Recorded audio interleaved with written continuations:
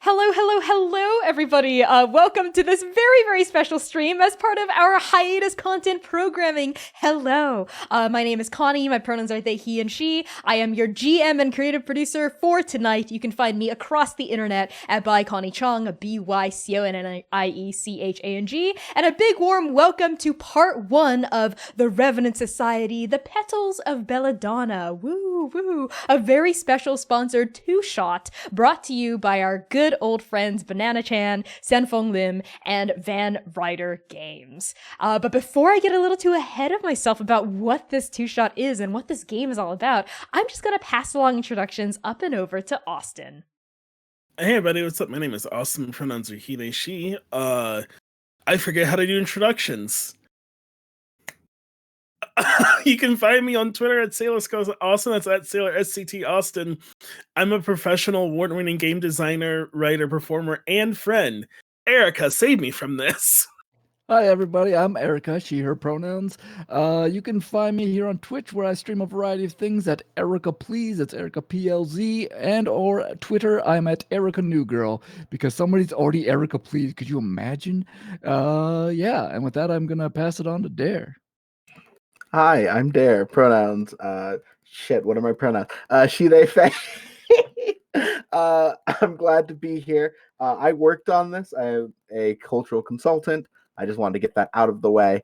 But if you want to see me for some reason, you can find me at all places at Dare to Dream RPG. That is DARE, the number 2, DREAM RPG. And I'm going to throw it down to Quinn. Oh, Quinn, you are muted. You're muted, my darling.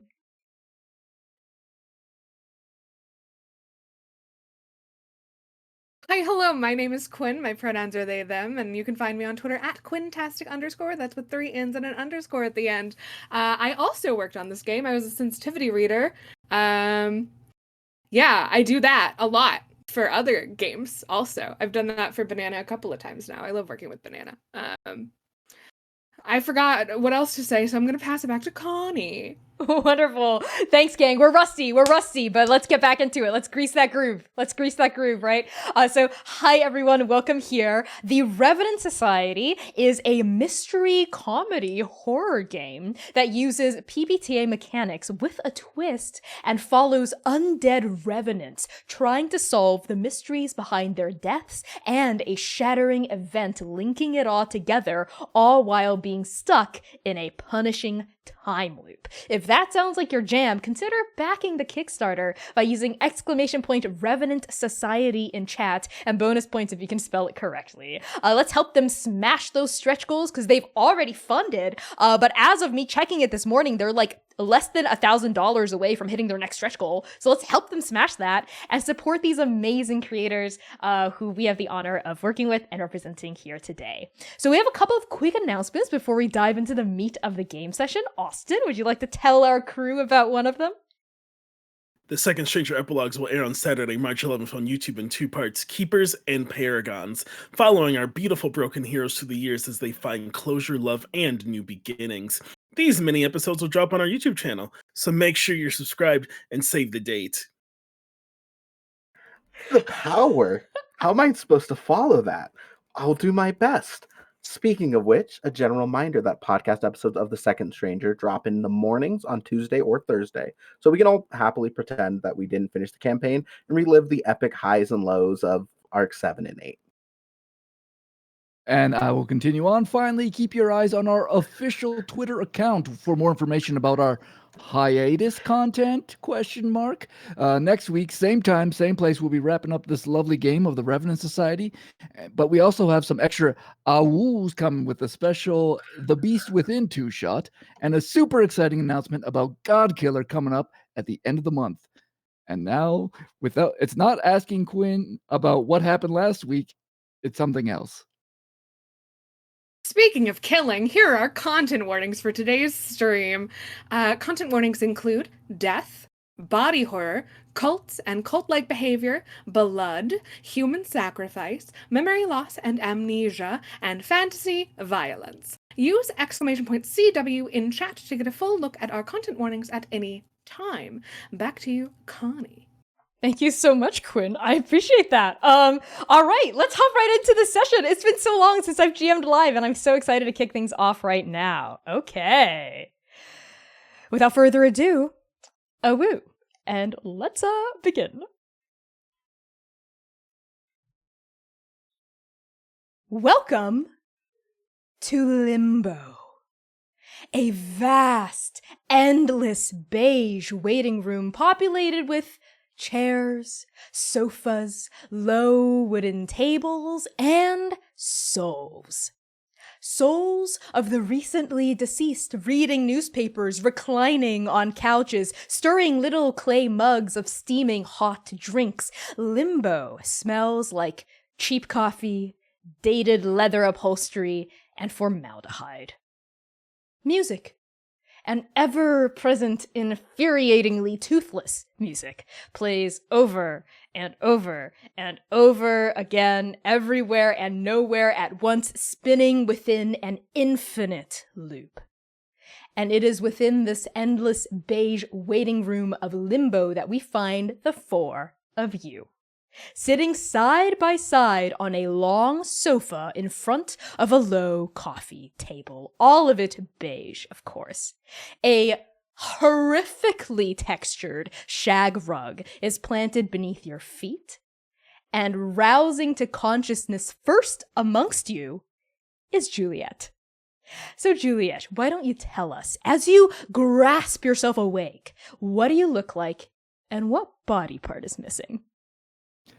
Juliet wakes up and she's a bit bloody is the first thing you notice. She's wearing a lot of reggae, it was at one time probably a white shirt that mostly covers most of her body, and some rugged sort of corduroy pants, pretty much just covered in blood. And I mean, we're talking lost body parts here. You'd see that her right arm is just completely gone from the shoulder down. She's got some brown long hair that's all tied back in like the messiest of messy buns. And she's looking like she came out of probably like the Texas Chainsaw Massacre or some adjacent movie. You're just splattered in blood? Is that why? Pretty much, yeah. Okay, yeah, I think we pan to the figure next to you as you're dappled in this crimson brush to find Beatrice. Beatrice, what do you look like, and what body part is missing from you? Beatrice is tall. Unbearably tall. Beatrice uses they, he, she pronouns. And Beatrice is one of the finest looking people you've ever met in your entire life. How lucky for you. Beatrice has a fan. Beatrice has long black hair that's up in an updo. And they are in an impeccable suit. And what's missing, I think they notice, is one of their prized earrings. There was a gift from... Was it Picasso? It must have been Picasso, probably. Yes, so they are fanning themselves and looking around bored, and just kind of look over to Juliet, side-eyeing. Not unfriendly. But there is some recognition there, I think, as your eyes slide over and land on this blood-spattered corduroy pants-wearing woman. And I think next to you, Beatrice, also now grasping awake, is Nancy. What do you look like, and what body part are you missing? Nancy is, I think, wearing something similar to what I'm wearing right now, a red, dress shirt. There used to be a dress coat, but I think there's, bits of it almost, stuck to the shirt itself, covered in a unfortunate amount of blood around the midsection, and with a loose tie. And Nancy's just missing her pinkies. And that'd be fine normally, but, she starts absentmindedly, tapping just around, almost trying to get a feel for just the vibes or feel for like if there's any sort of music. She's very musically inclined, and this is, you know, generally not the space that she would like to wake up and find as she sort of notices both Beatrice and Juliet and just sort of is doing math in their head. Yeah, Nancy. As the white woman math meme eclipses over your face, you do hear the strained, bloodless notes. This is worse than elevator music. Okay, this is like elevator music of elevator music. Right? It's just on a loop. There's no soul. There's literally nothing going on behind it, and it's like it's too on rhythm. You know what I mean? It's like too rhythmic, and I think that is what's getting to you as a jazz performer. But before we get a little too much into you, let's finally pan over to our last but not least Revenant here of the night, Sam. You awaken. What do you look like, and what body part are you missing? Sam is like, the best way I can describe Sam's build is like a femme Wolverine, like thick and stout, like very sturdy.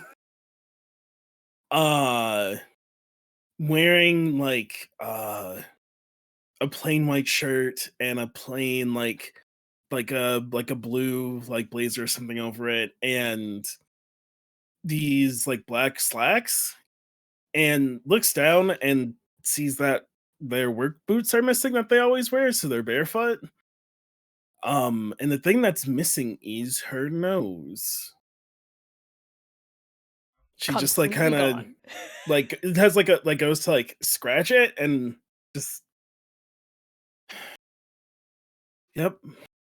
Yep. Love it. Yeah. I think as the four of you come to, your eyes refocusing, your noseless noses sniffing and taking in the coffee ground scent and the formaldehyde scent clashing against each other, your bodies essentially reattuning to themselves.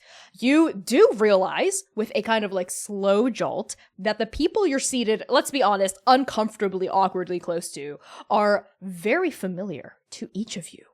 And let's actually begin with Juliet. Why don't you pick one of the other three Revenants here and tell us how you know them from life? Oh, let's go with sorry, I gotta look over these notes. I'm gonna go with Juliet has met the grizzled has met Sam through teaching Sam how to chop up body parts. Working at a slaughterhouse, one needs to know how to chop things up, and Juliet has taught Sam a thing or two about how to chop things up. That's all I can say. Hopefully, animal body parts, but I will leave Sam to divulge as much or as little as they would like. Sam, why don't you pick someone else here who isn't Juliet and tell us about how you know them from life? I look over and I see Beatrice next to me, and I let out the loudest audible groaning sigh. I know Beatrice from being at many a fancy function that they have hosted, and each one was more boring than the one before it. Oh my god. Beatrice, it's time for you to tell us about, let's say, your relationship to Nancy. How do you know Nancy? Sam, you flatter me. I know Nancy because Nancy is a hypocrite. Nancy is, simply put, one of us, not one of them, but playing pretend to get tips, if you know what I'm saying. Oh my god. And Nancy? Would you like to pick one of these other people to tell us about? I mean, similar to the side eye that Beatrice was giving Juliet, I'm doing the same thing, but with a bit more derision, I would like to say. Yeah, I've seen Juliet in the places I play with a couple of people. Once with this lovely woman, and then that lovely woman was there with her spouse, and it's just a little interesting. I just think it's funny. Oh my god. Juliet, why don't you fire back? Tell me how you know Nancy. Well, surprisingly, I am I have never particularly liked Nancy because always being rubbed the wrong way by her because she's so judgmental of the life I lead. Quite honestly, I go to the nightclubs with my lovers frequently, and I'm not there to be judged. Okay, I'm there to have a good time. Nancy. Okay. I want to bounce back, I think, now over to Sam. Sam, why don't you tell us about your relationship to one of the others that we haven't touched upon yet? One of the others that we haven't touched on yet, that I haven't, me personally, Yes, hasn't touched yes. on. Okay, I was like, I think we've touched on everyone. I do. After I grown at Beatrice, I realized Juliet is there, and it is not a smile, but it's the first time I don't look completely displeased. It goes from like complete displeasure to, oh, someone useful, good. Very nice. And Juliet, how are you responding to Sam's look? I think when Juliet notices that Sam is looking, Juliet's like just sort of like happy-go-lucky score, just like waving, like, "Hi, I remember you. Like there was that one night, we did the thing in the slaughterhouse, and it's, oh, I'm supposed to be quiet. Okay, we're quiet now. Sorry, we're quiet now." And I actually think the four of you have a moment here on this sofa couch in the middle of this strange, mystically swirling, very, very boring beige waiting room to just sort of get situated and take each other in and maybe even like have a moment where you acknowledge each other. So I want to know, like, as the ice is starting to break, as you're starting to come back to your bodies, which one of you, I think, speaks up and says the first thing to address the rest? I think Beatrice is fanning themselves and just kind of looks around and goes, "So does this mean Beige is back in this year, do we think? 'Cause I don't think my clients will be quite pleased with that." Is I look at you. I want you to think for a really hard second about where you think we are.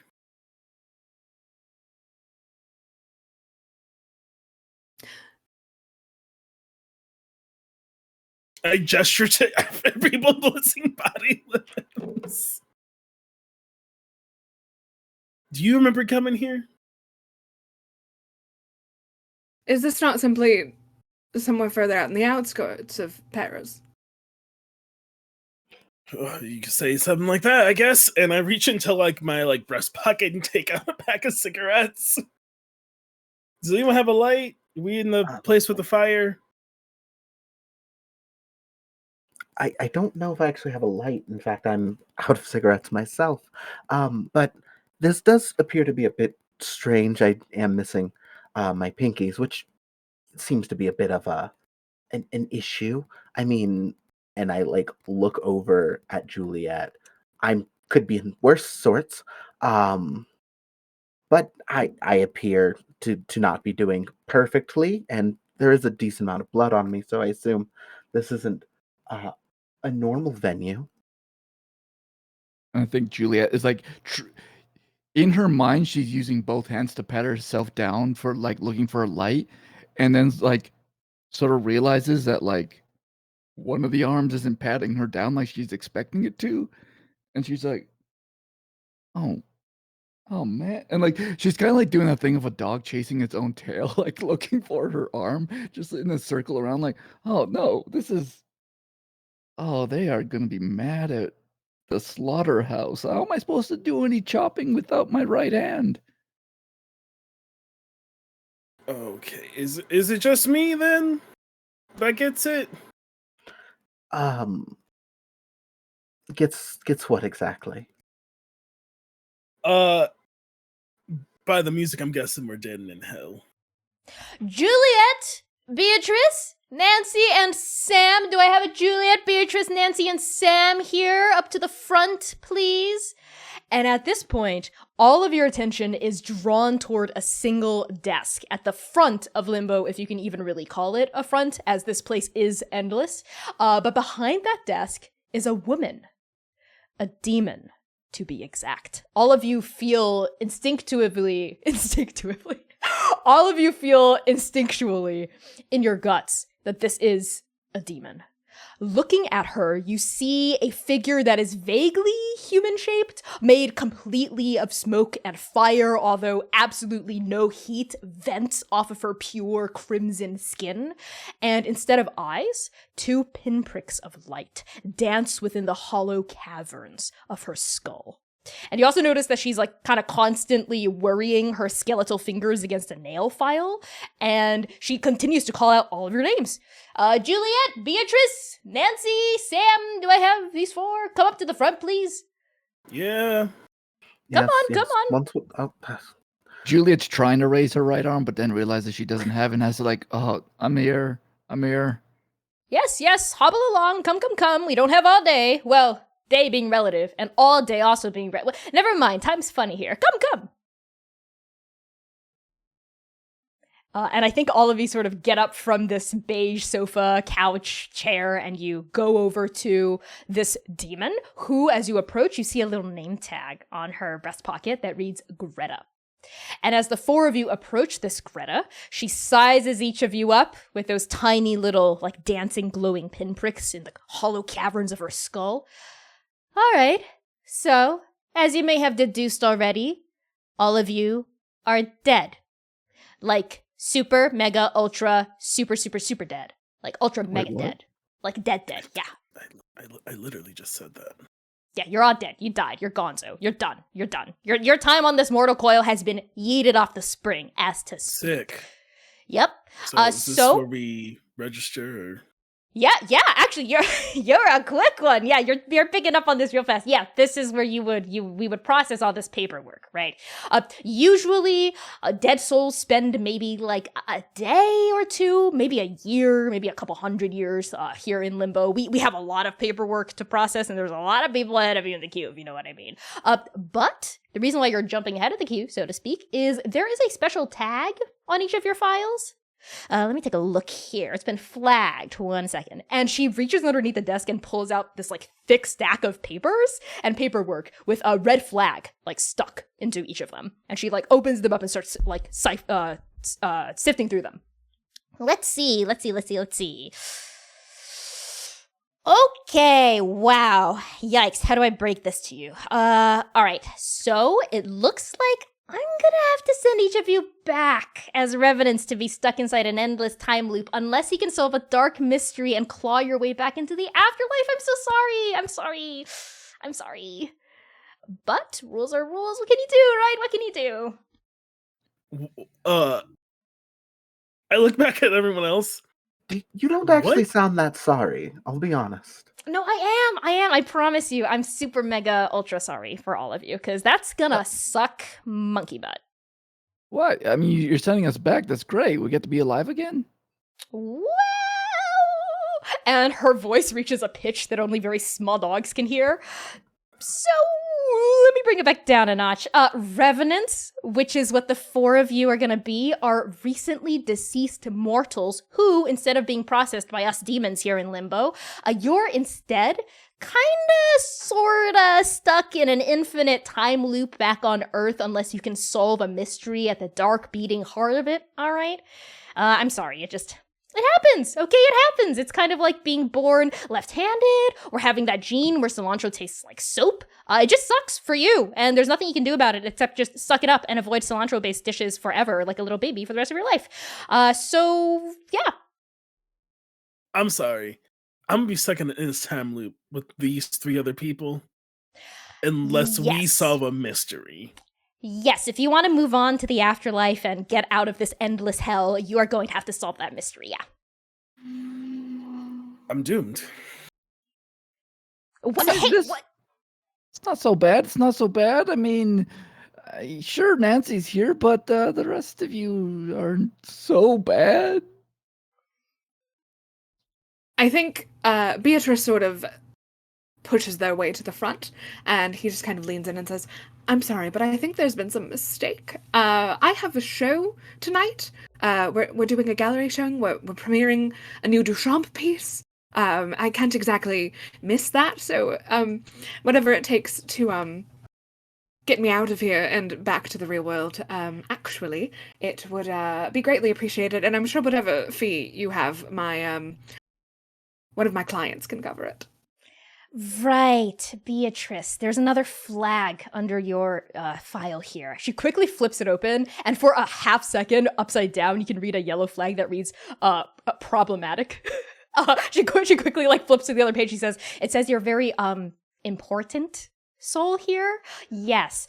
So you did have a show. You kind of no-showed because you kind of died before it could happen. Yeah. So, a friend of yours, Finch, and that name, Finch, is very familiar to you, was able to snap up that Duchamp, or whatever his name is. It's Duchamp. Thank you. Yeah, that's what I said. Duchamp. Yeah. No. Duchamp. Duchamp. Duchamp. Duchamp. All sounds like Dookie to me. Dookie Sean.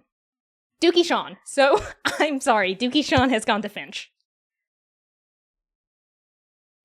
Anyway, I can give you some more information. I can, like I said, I really am sorry, and I have some extra information for you if you want it.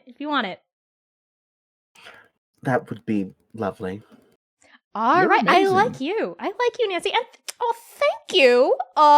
You're amazing. You're great. I mean, not if you get stuck in the time loop forever. That's an endless hell worse than limbo. But you're amazing too. So anyway, the mystery in question is typically related to how a revenant died while you're still alive, well, until you weren't.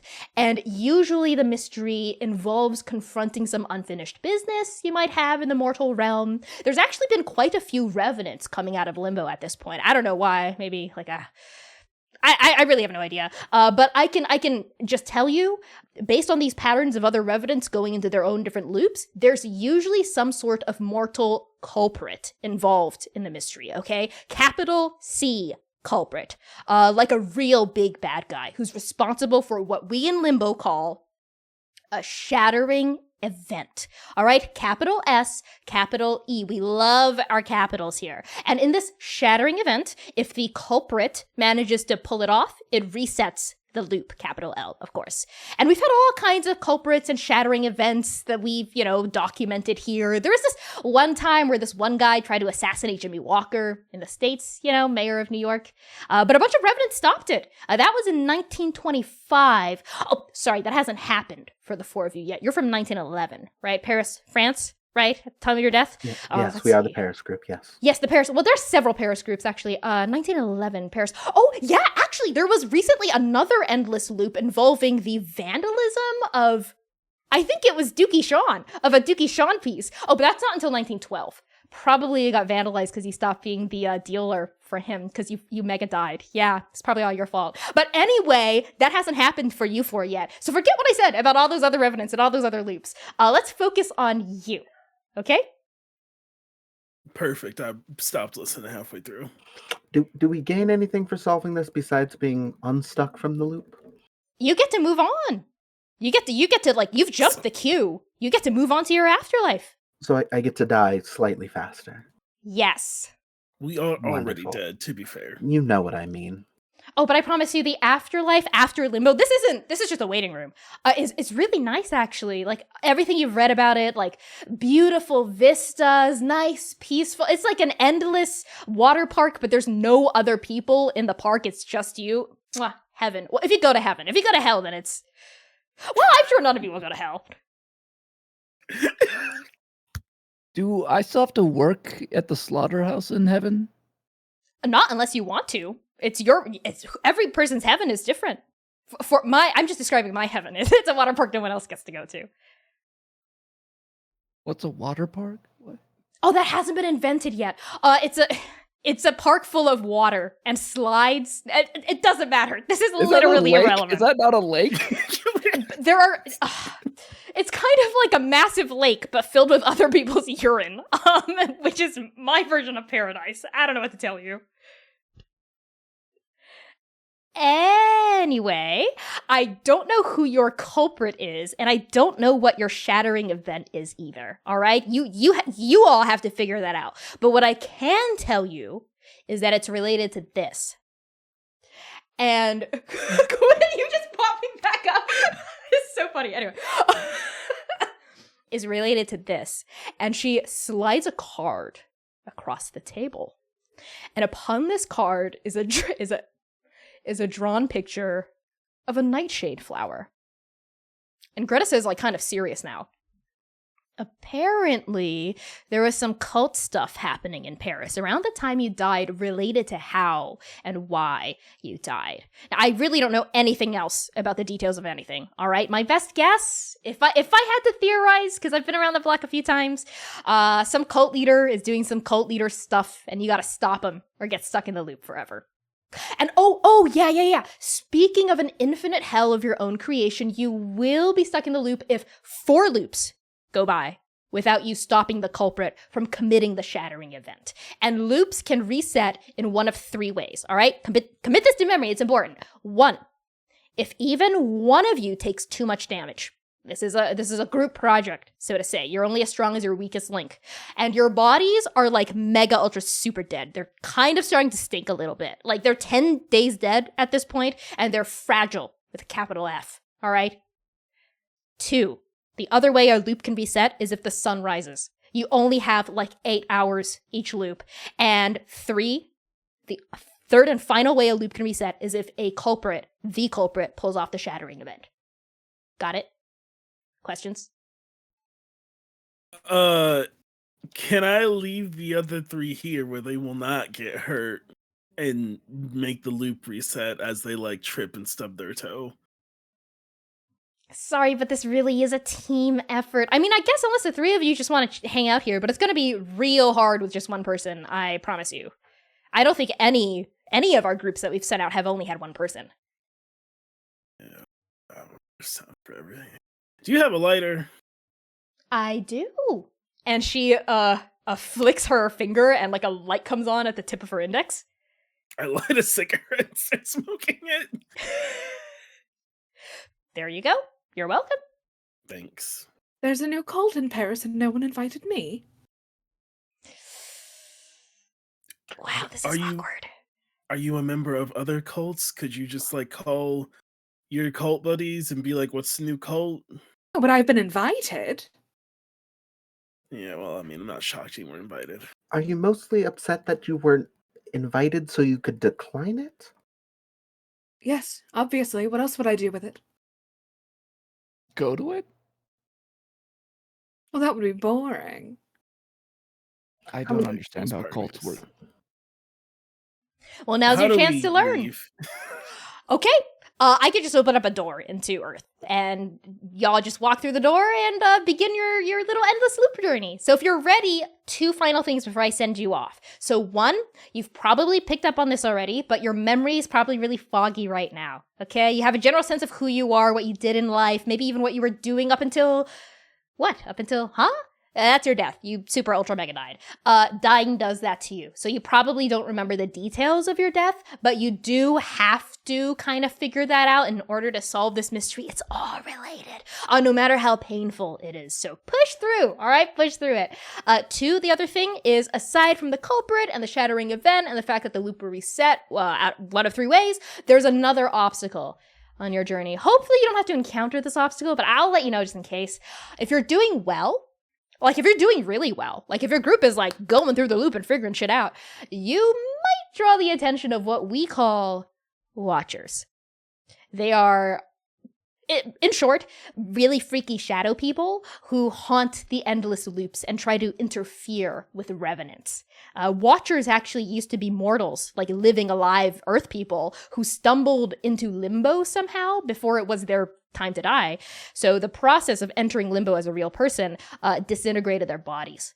So their souls are now stuck in various endless loops of their own, trapped in the unforgiving hell of the limbo between limbo and Earth.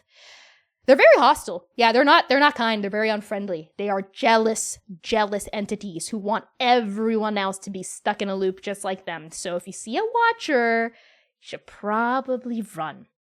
They are super mega powerful, and they've got nothing to lose. Like a divorced dad. So, any final questions? Y'all have like a key to lock the door to limbo? There are multiple doors that any demon can just sort of open at will, and they close behind them. But sometimes mortals try to rip open a portal into hell. Demonic summoning rituals and all that. That's not really, in our control. Right. I'm be stuck on her forever. Okay. Hey, don't go in with a losing attitude. Actually, there's a pretty good success rate for Revenants coming back through the loops. I think it's something like 19%. It's pretty good. You consider that good? I mean, it's better than most Ivy League acceptance rates, am I right? Am I right? What is an Ivy League, and how do I get into one? Oh, you have so many problems. Okay, is everyone ready? As ready as I'll ever be. Yes. Wonderful. Yay! Okay, so, bada bing, bada boom. And she flicks her nails forward, and there is a noise, like a torch, cutting through steel, and then sort of welding itself into reality is the outline of a beige door. And beyond it, as it swings open, all the four of you can make out is a shadowy, swirling, hot black mist. And this door just yawns open in the middle of limbo in front of all of you. And I think as each of you gathers yourself, right, and like steels yourself, tell me, how do you walk through? Who wants to start? I think Juliet would be the most like, all right, this is what we gotta do, and just doesn't even look around, just marches right in and whoosh. You stride right through. Sam? I think Sam lights a cigarette off of the currently lit cigarette and then walks through. Yeah.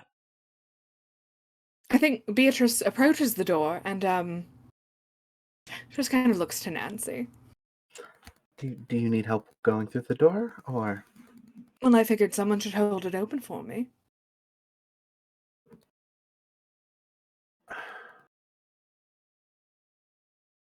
You know what? I'll be nice.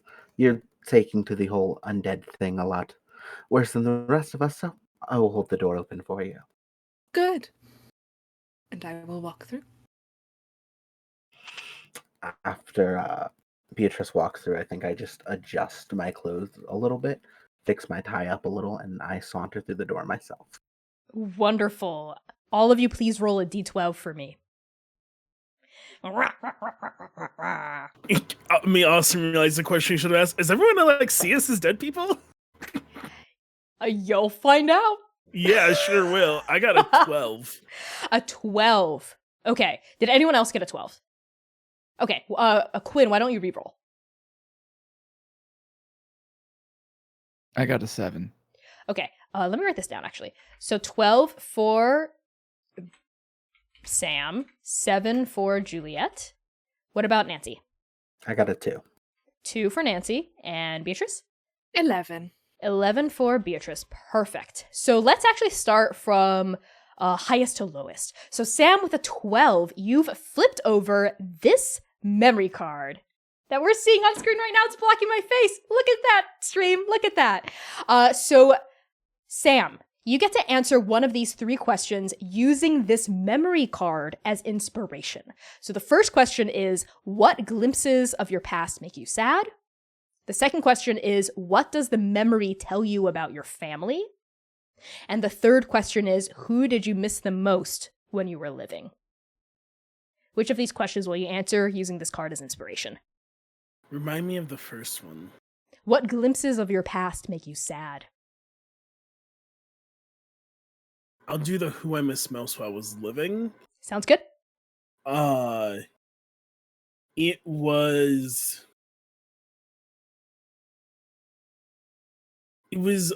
a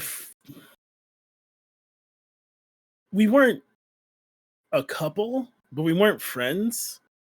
But it was someone I was very close to when Sam was younger. I think Sam now is probably in their like late 30s, and it was someone I was close to in my like late teens, early 20s. That I did everything together with. And I think it's foggy for Sam now about what with the memory thing and like recently deceased, like what happened, but we were close, and then I remember missing them. Keep going. Go ahead.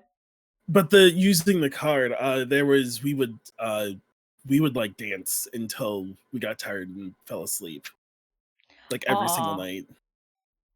Oh, that's so beautiful. I think the one name that sticks to you as you look at this like music player, this gramophone, is Harper. That's the name that comes up for you. That's the only thing you can really grasp onto. Harper, this friend you had until what? You can't recall. And now we go over to number 11, Beatrice. Beatrice, you pulled 11, which is this card that I'm going to flash on screen. All right. So why don't you answer one of the 3 questions? Again, what glimpses of your past make you sad? What does the memory tell you about your family? Or who did you miss the most when you were living? I think it's a very familiar chandelier. From someone's home, near the slaughterhouse, in fact. And he was charming in his own idiosyncratic way. Quite a good lay. And that's all I'll say. Ooh, yes. The name I think that rings in your head as this memory flashes across your mind. I think this memory of this beautiful chandelier, right? Like hanging in a home and then soft bed underneath you. The name that flashes across your consciousness is Kazuo. Kazuo. Next up is lucky number 7 for Juliet. And this is the card. Why don't you tell us which of these 3 memories you're going to be, which of these 3 questions you're going to be answering? Sorry, what was the second one? The second question again? What does the memory tell you about your family? Yeah, I'm gonna go with that one. These are like finer items. These are items that Juliet never saw much of growing up, or even in most of her adulthood. But it was some change more recently in life, meeting someone who introduced Juliet to some finer things in life, whether it's drinks, clubs, perfumes, things that she never ever got to experience before. Yeah. Then is this person the person I'm thinking of? All right. So I Yes. think the name that flashes across your mind's eye is Izumi. Izumi. And finally, we go to number 2 for Nancy. And this is the memory that flashes across your mind's eye. Putting it on screen right now. Nancy, why don't you tell us what glimpses of your past make you sad? What does the memory tell you about your family? Or who do you miss the most when you were living? I think with these letters, they sort of.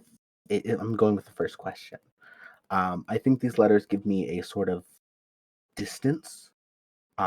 These are, I think, letters of infatuation, but not letters of a desire to get closer. I think they were both sent and received, but they are ones that long for a connection, but are unwilling to take that final step towards it. Are they with one person in particular or like various people? I think they are with various people, but there's a couple that are like marked with like lipstick that have a very particular pull at my heart that I can't remember why. Okay, yeah. So is the person that I'm thinking of maybe popping up here, or is it like a new person? This is the person you're thinking of. Okay, then I think in that case the name that comes up that flashes in your mind is Fanny. Yeah, that name just comes up, Fanny. And it makes you feel warm inside, I think, though also a little sad, you think? A warmness tinged with a coldness. And this is the case, I think, for each of you, based on your answers to these questions. A warmness bubbles up inside, but it is laced through with a kind of distance and a kind of bittersweet sadness. And now, as these memories kind of spark into being within the Revenant caverns of your mind, all four of you arrive on Earth. You jolt awake upon an ice-cold metal bench. The smell of refuse and rusting iron swirls in your nostrils. You hear the distant and tiny little scrabbling noise of rats and mice.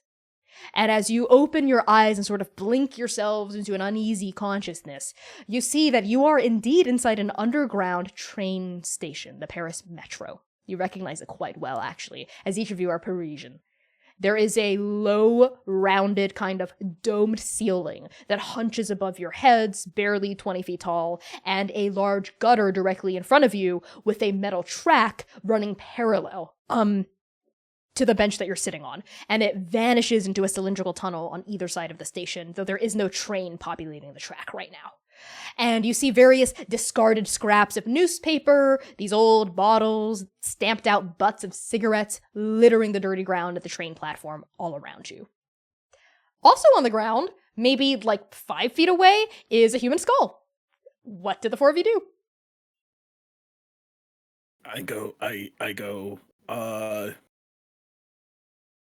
I'm like, what's up with this skull? Let's see if I find any knife marks.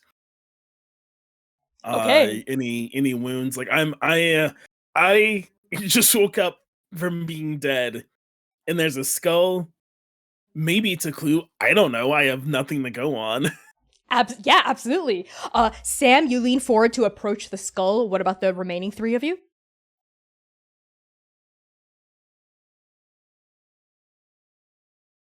I think Juliet is going to sort of look around a bit and try to get a sense of, like, what time is it? Where are we? Is there anything that's been going on in this spot recently that is of noteworthiness? Absolutely. You start to cast your gaze around for clues or maybe like things that might be out of place at a train station. What about you, Beatrice? Is going to head towards the rats. Beatrice goes for the vermin. And Nancy? I think I'm going to try to see how far it is away to get back out of this subway station or the subway tunnel. Yeah, so you're trying to look down the tunnel or look up the stairs leading to the above ground? I think down the tunnel first. Okay, sounds good. So you get off the bench and start heading over to the gutter, where the train tracks are, only maybe 6 feet elevation, and you start to like look up and down this corridor. Let's go to Juliet first. So Juliet, as you cast your gaze around, you do notice something rather interesting. You see there are footprints, like kind of like muddy looking footprints, and they look relatively recent.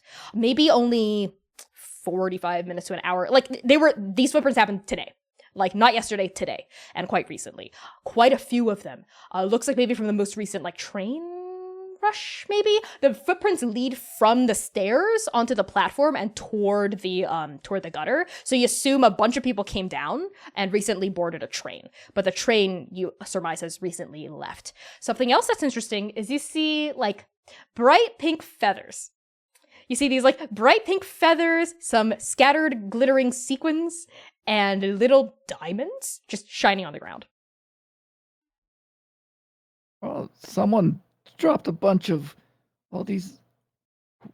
What kind of pink feathers, diamonds? What kind of thing? And like she's trying to grab, but she keeps forgetting she doesn't have her right hand, her dominant hand. So she has like, oh right, and like pick it up with her left hand, like she's trying to look at it. It's very awkward because she's just not used to looking at this with this angle of this hand. The diamonds Yeah. look real at first, but as you roll them around in your left hand, it's clear that they're just made of a very impressive imitation material. And as you examine these feathers, sequins, little jewels and diamonds and sparkles and dust, we pan across the platform to find Nancy. Nancy, while this is happening, you've reached the edge of the gutter and you're looking up and down. And it seems like there's like a little ledge inside the train tunnel that is like a single file ledge that you could probably like scoot your way down without getting hit by the train, right? Probably, you think. You're pretty sure. You're semi-confident. And the corridor seems to continue, like, out of sight. Like, you just see these, like, low lamp lights that lead all the way down, and the train tunnel curves out of sight. Okay, perfect. I think I head back with everyone else just to let them know what I saw. As you start to head back, while this was happening, we pan now over to Beatrice. You have approached a rat. There is one rat, let's say, but you surmise there are more based on the echoing squeals and squeaks. There's a rat in a corner eating half of a baguette.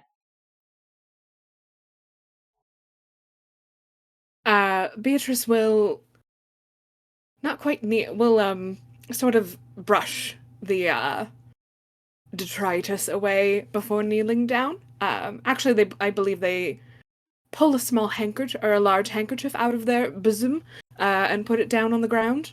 And he just kind of kneels there and using one of my moves will speak to the rat and go, "What? Yes, Monsieur, Madame, Mix, what day is it? What's the day? Can you tell what's happening?" So what is this move? Can you read this move out to me? Yes, it's called One with Nature. When you want the natural world to help you, roll 2d6. And I can speak with the plants or animals and gain some insight into what happened in the area. So roll 2d6. And on a 7 to 9, you get to ask a question. On a 10 plus, I'd say you get to do 2. And on a miss, something else will happen. Excellent. We are determined to always make Connie do improv animal voices. Listen, I'll do it. I'll do it every day. Every day. You can't stop me. That's a 7. Okay, so pick one of the options below. I might be looking at the wrong page because I don't see any questions. I might be wrong. I've been assuming there are questions, but assuming makes an ass out of you and Ming. So, so you just get to talk, right? On a 7 to 9. Yeah, I think so. Okay, cool. This rat pauses. It looks up at you. And it squeaks back, but you can understand it. Like, for us, we see, like, captions come up at the bottom, like, to interpret what the rat's saying. And it says, "Holy fuck! You can speak rat?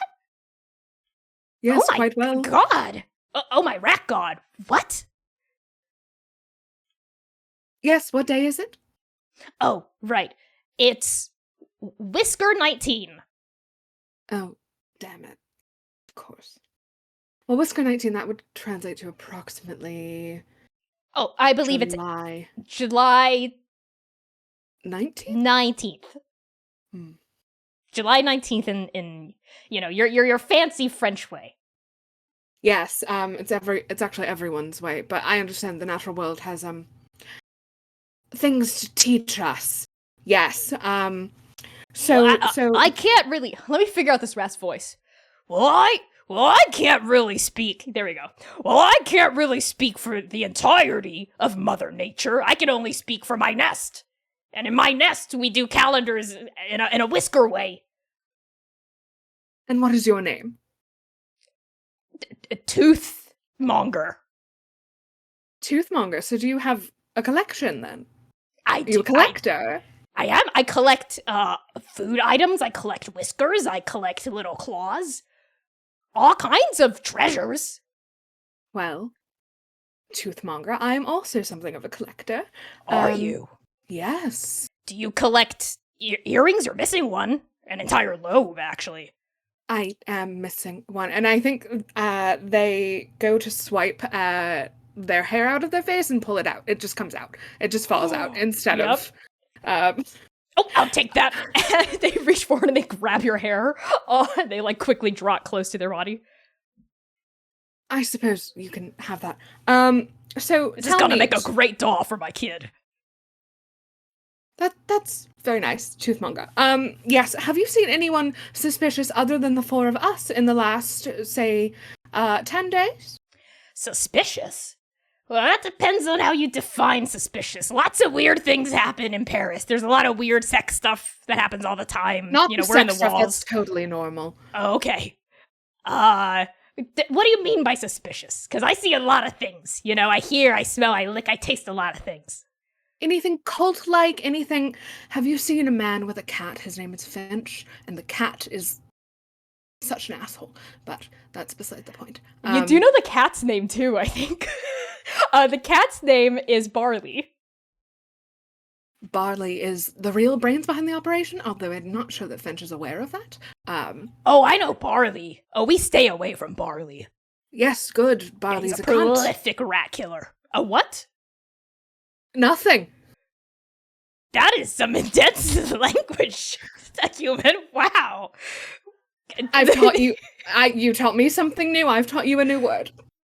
Okay, yeah. I mean, we do have a Whisker Clan equivalent. When we really don't like someone, we call them a tail pucker. It's a really bad thing. That doesn't. It's a quite make fighting sense, term. Tail but, pucker. You know, someone who makes your tail. tail pucker up. I don't. Is that how tails work? That's how mine works. I don't know what to tell you. Anyway, yeah. In terms of cult stuff, there's so many cults.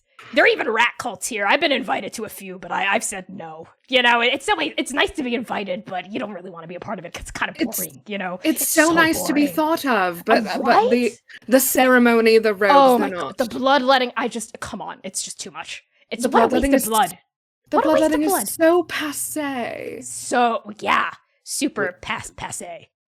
That's I bloodlet cows and livestock every single day. That's And yet we are squeaking. What is this? Yeah, I was about to say, what does this look like to everyone else present? Yeah, are you squeaking? Yes. Okay, so okay. yeah. You're hunched squeaking in a corner. I think at this point, folks are starting to like reconvene by the bench. And we still have Sam and the Skull to address. So I think Whisker Toothmonger? I think Toothmonger is like, listen, what I can tell you is there's one cult in particular that's been gaining a lot of power. A lot of people are switching cults, actually. And it's called the Order of the Nightshade. Oh, that I does think sound this- important. This guy, Claude Loren, is the guy in charge. And I think on that, we pan now over to Sam. Sam, you have approached the skull. Yeah, I'm not gonna do anything weird like talk to it. I'm just like normally inspecting this skull as one would if they understand how to look for causes of tampering with the bone. Oh, hello. Yeah, that's fair.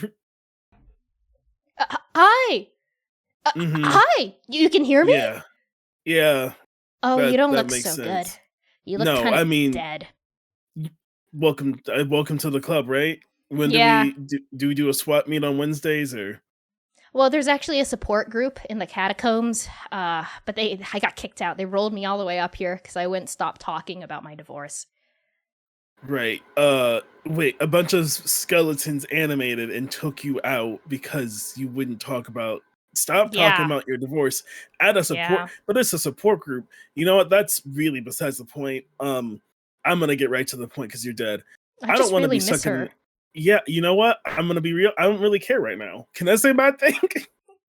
Oh, that's fine. I'm used to being ignored. How can I help you? I don't want to be stuck in this time loop. I'm dead. Went to limbo. You know, you got You're a the Revenant. whole spiel, yeah. Yeah. So I've you seen a understand few- my Yeah. Yep. you understand my my expeditious nature. Yeah, what loop are you on?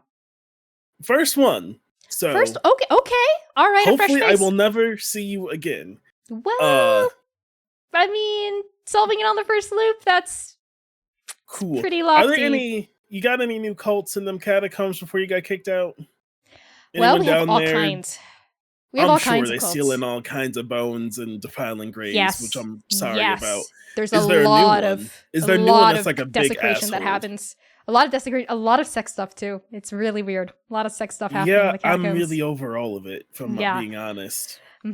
Well, there Is is there- this brand new hotshot cult that's been on the up and up in the past few years. Its name is the Order of the Nightshade. They don't really use the catacombs though. They like to use like other sites for their rituals and stuff. And I hear they're planning something pretty big. Yeah, pretty big.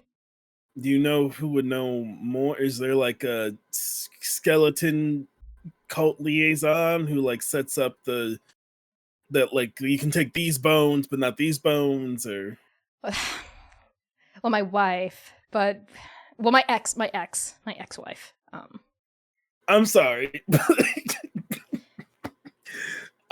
Forgive me for chuckling. So are you saying you got No, it's your okay. divorce? My life is kind of a joke. It's fine. Are you can saying you laugh got your about it. divorce post-mortem?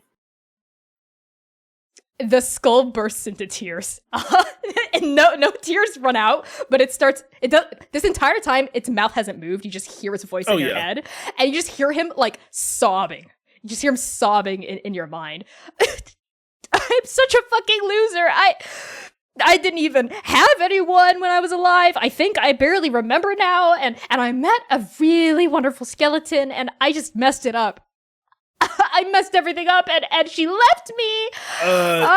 She decapitated me. It was bad. It was bad. No, I deserved it. I deserved it. I'm gonna run that back. It sounds like you probably have a very interesting story to tell me. She took the femurs in the divorce. Okay, she of took your femurs. body? Yes. Why do you think I just have a skull? Because it's very common in catacombs to be, depending on how much money your family had, that you didn't have a whole entombment, so you just were skull. That's besides the point. I'm gonna say, just as a blanket statement, if someone decapitated you, it probably wasn't gonna work out, and there probably wasn't much you could do. I should have signed a fucking prenup. I swear to God. If I could go back in time, I don't think they but have those for people who What's I did. a prenup? Yeah, fun fact, all of you within like a 5-foot radius can hear this. This seems to be like an open psychic projection, like this conversation. Yeah, it sounds like you're going through a lot. Would you want to be not here? I don't know if you want to be somewhere else. Oh my God, oh my skull god, will you take me with you? Please, on your adventure. Every single Revenant I've asked has said something about like the weather, or they're in a really weird place right now, so it's weird to carry a skull around. But you seem like a really cool person. Yeah, I don't remember my name, but what's your name? Cool. My name's Sam, and if you want to come with me, there are 2 rules. Okay. Rule number 1. Yes. Please do not talk unless you have something important to say. And by important, I do not mean about your divorce. Please remember that I'm stuck in an endless time loop, so eventually I will reset and probably forget we ever talked. Well, you'll remember, I won't. Oh, which means I get to tell you all about my life story all over again, and you can't be mad at me. You can't be mad at me. You can't be mad at me because I won't remember.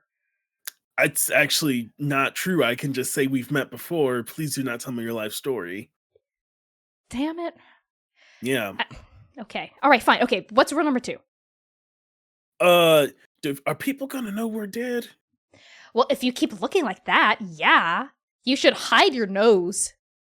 It's weird that you don't have a nose, says the skull with no nose.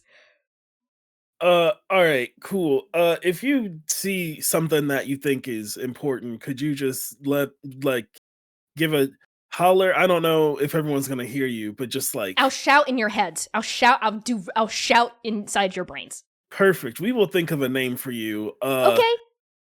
I turn around. Everybody, the skull's coming with us. They just got a divorce. Their ex-wife decapitated him. Hello. Hello.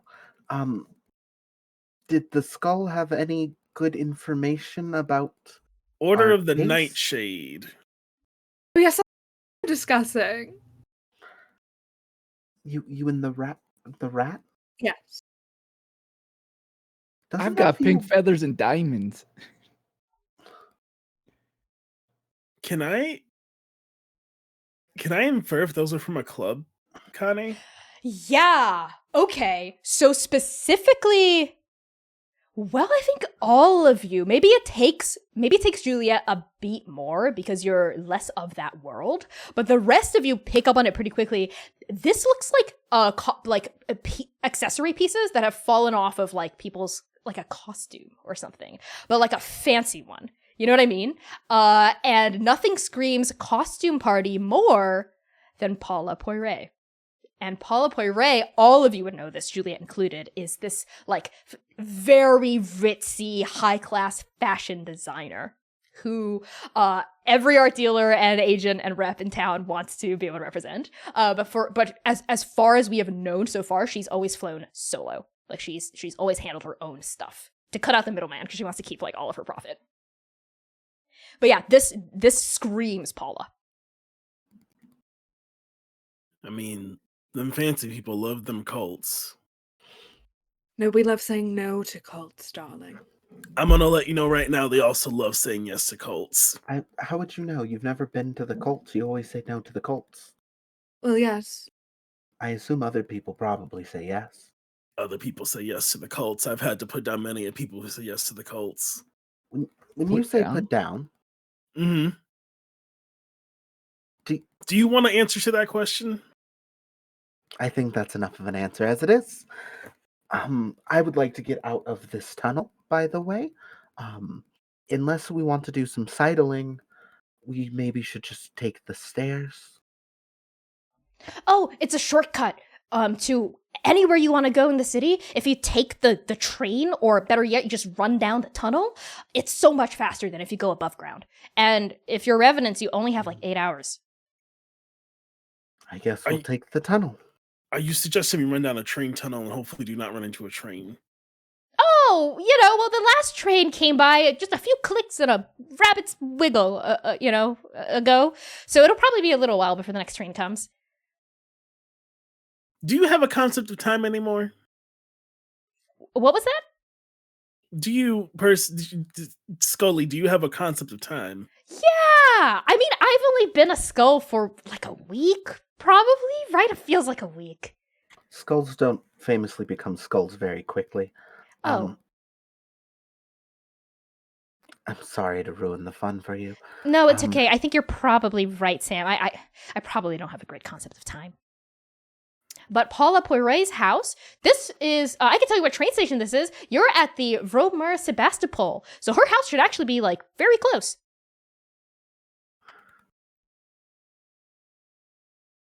Tunnel or stairs, everybody?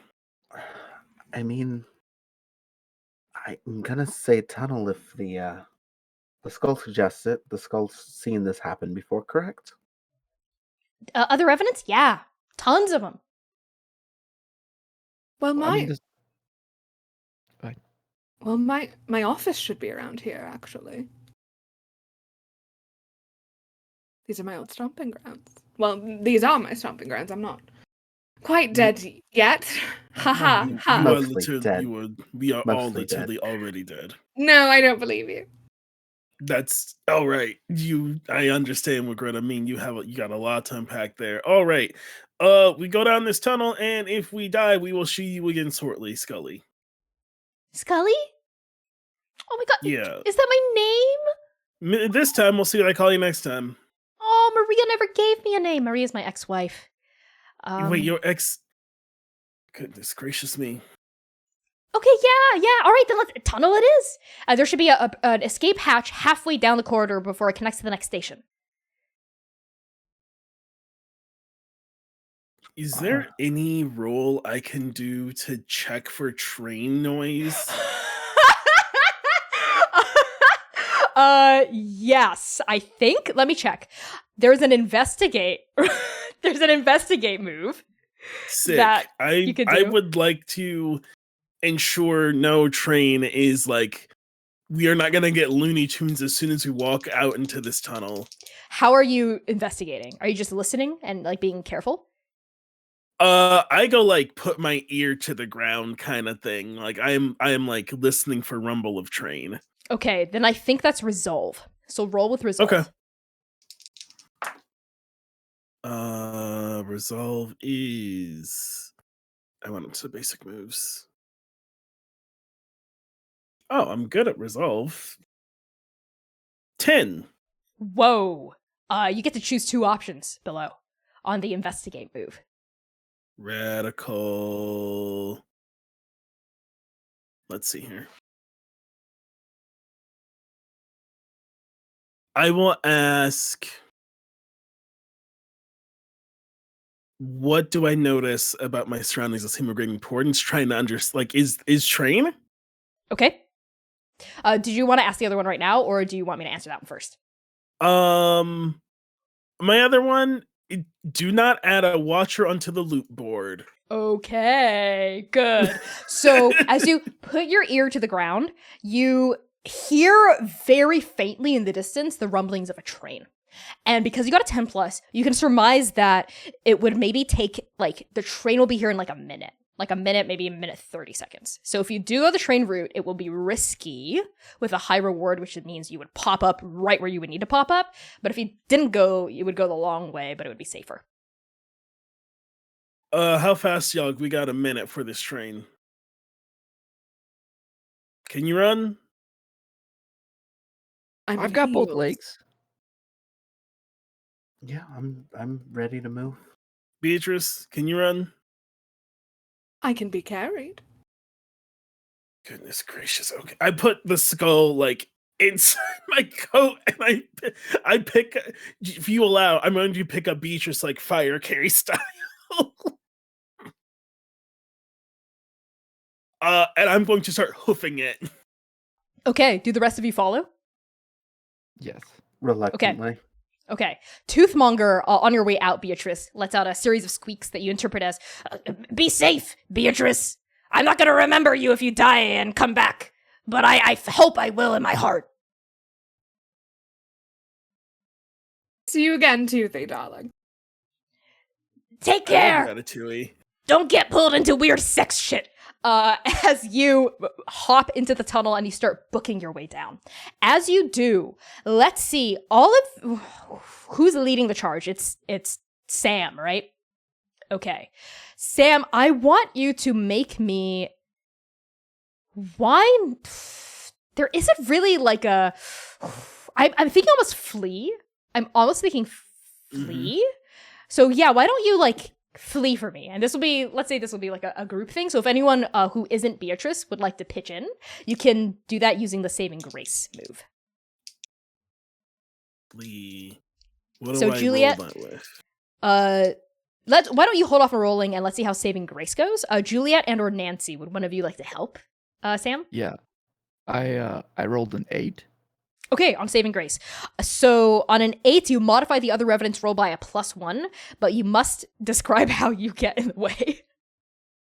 So how are you trying to help but interfering a little? All right. I think Juliet is like running, but like it's so weird not having the other arm pumping. So it's like I think Juliet puts her good arm, her only arm, on the back of Sam and is like just trying to push faster and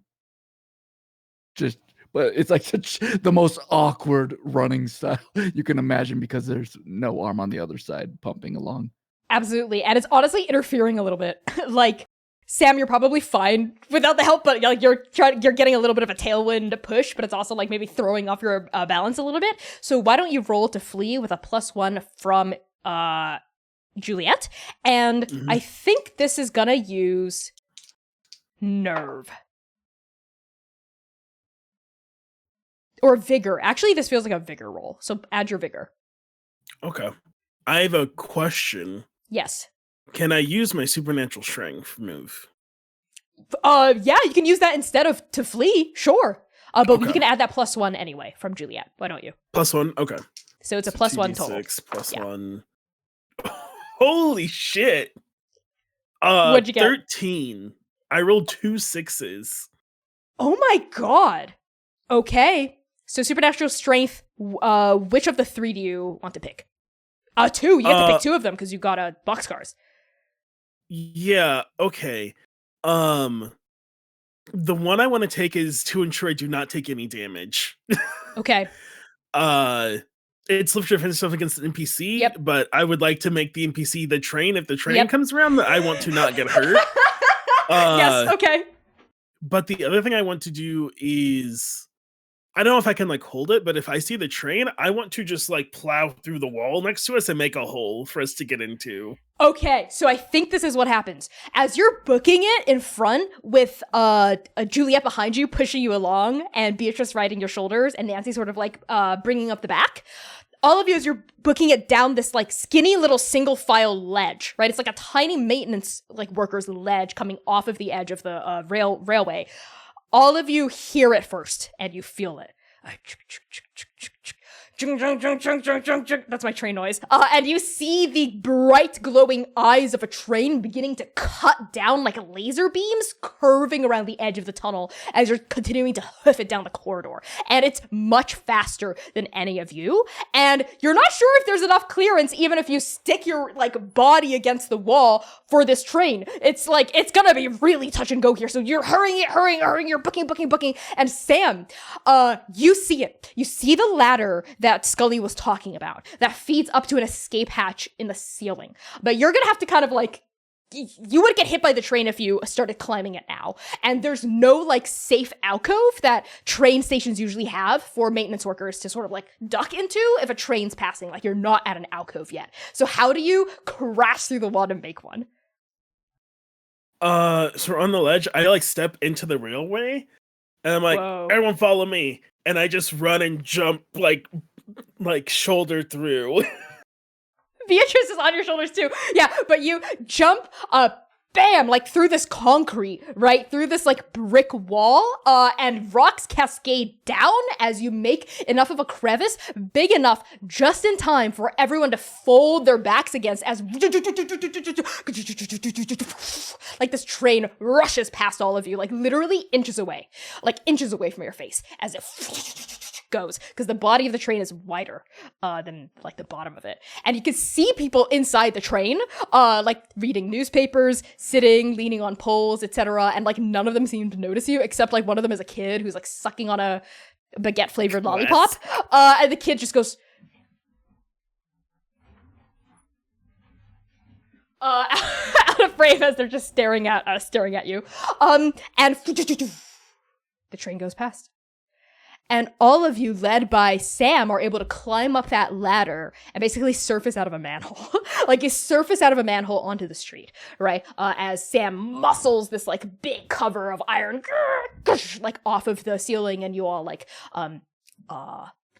abscond out of the darkness. But we're gonna hold on the darkness underneath you as the last of you climbs out of the train station, as we see whisking into existence in these shadows a pair of glowing red eyes as the first watcher manifests.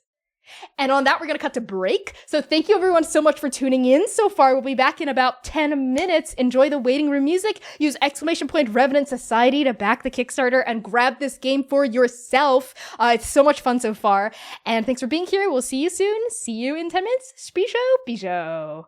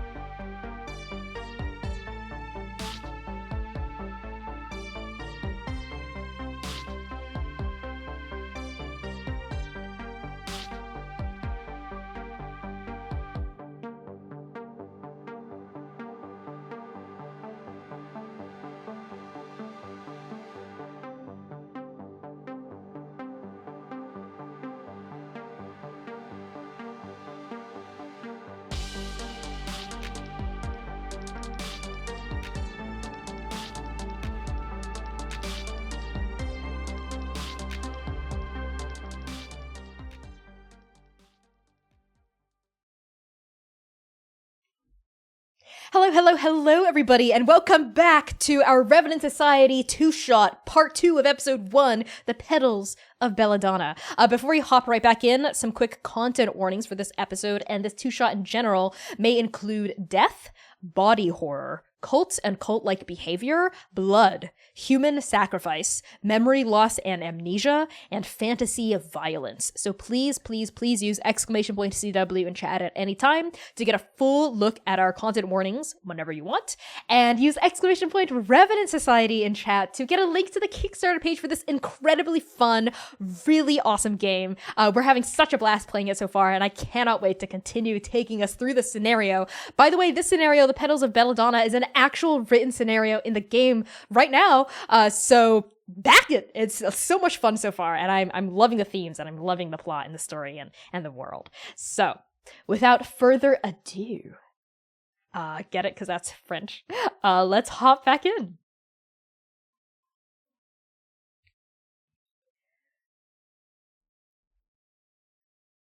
The buildings surrounding Vromer's Bastapol at this time of night seem like tall, hunkered fingers about to close in on a steepled prayer. As you push the manhole cover off onto the rickety flagstones of this Parisian Broadway and pull yourselves up onto the ground, you see the moon starting to rise high up in this midsummer night, filtering through a dense layer of cloud cover from rain that has recently passed. And I think maybe all of you think to the muddy footprints that were in the tunnel. There are puddles of rainwater all around you and the smell of freshly fallen water from the heavens. But it seems the storm seems to have just relented. And there are a couple of people out and about in the streets around you, buying various goods from like newspaper stands on various aspects of this boulevard. You see couples walking hand in hand, right, swinging their clasped joints together. I don't know why I phrase it like that, but swinging their clasped arms together as they stroll up and down this rather scenic looking boulevard. And you see tall townhouses. On the outside, a lot of them don't look super fancy, but anyone who's anyone here would know that on the inside, a lot of these townhouses are much bigger than they appear on the outside and quite fancy for the rich and well-to-do of Paris. As all of you pull yourselves up, I actually want to focus in on Nancy here. Nancy, I think you've been here before playing like gigs at like rich people's houses, you know, for their like soirees and house parties and bachelorettes and little wedding venues and whatnot. So what sort of like comes to the forefront of your mind as you pull yourself out of this manhole? I think the first thing that I think about is probably the sense of, I don't want to say audacity, but the audacity of it all.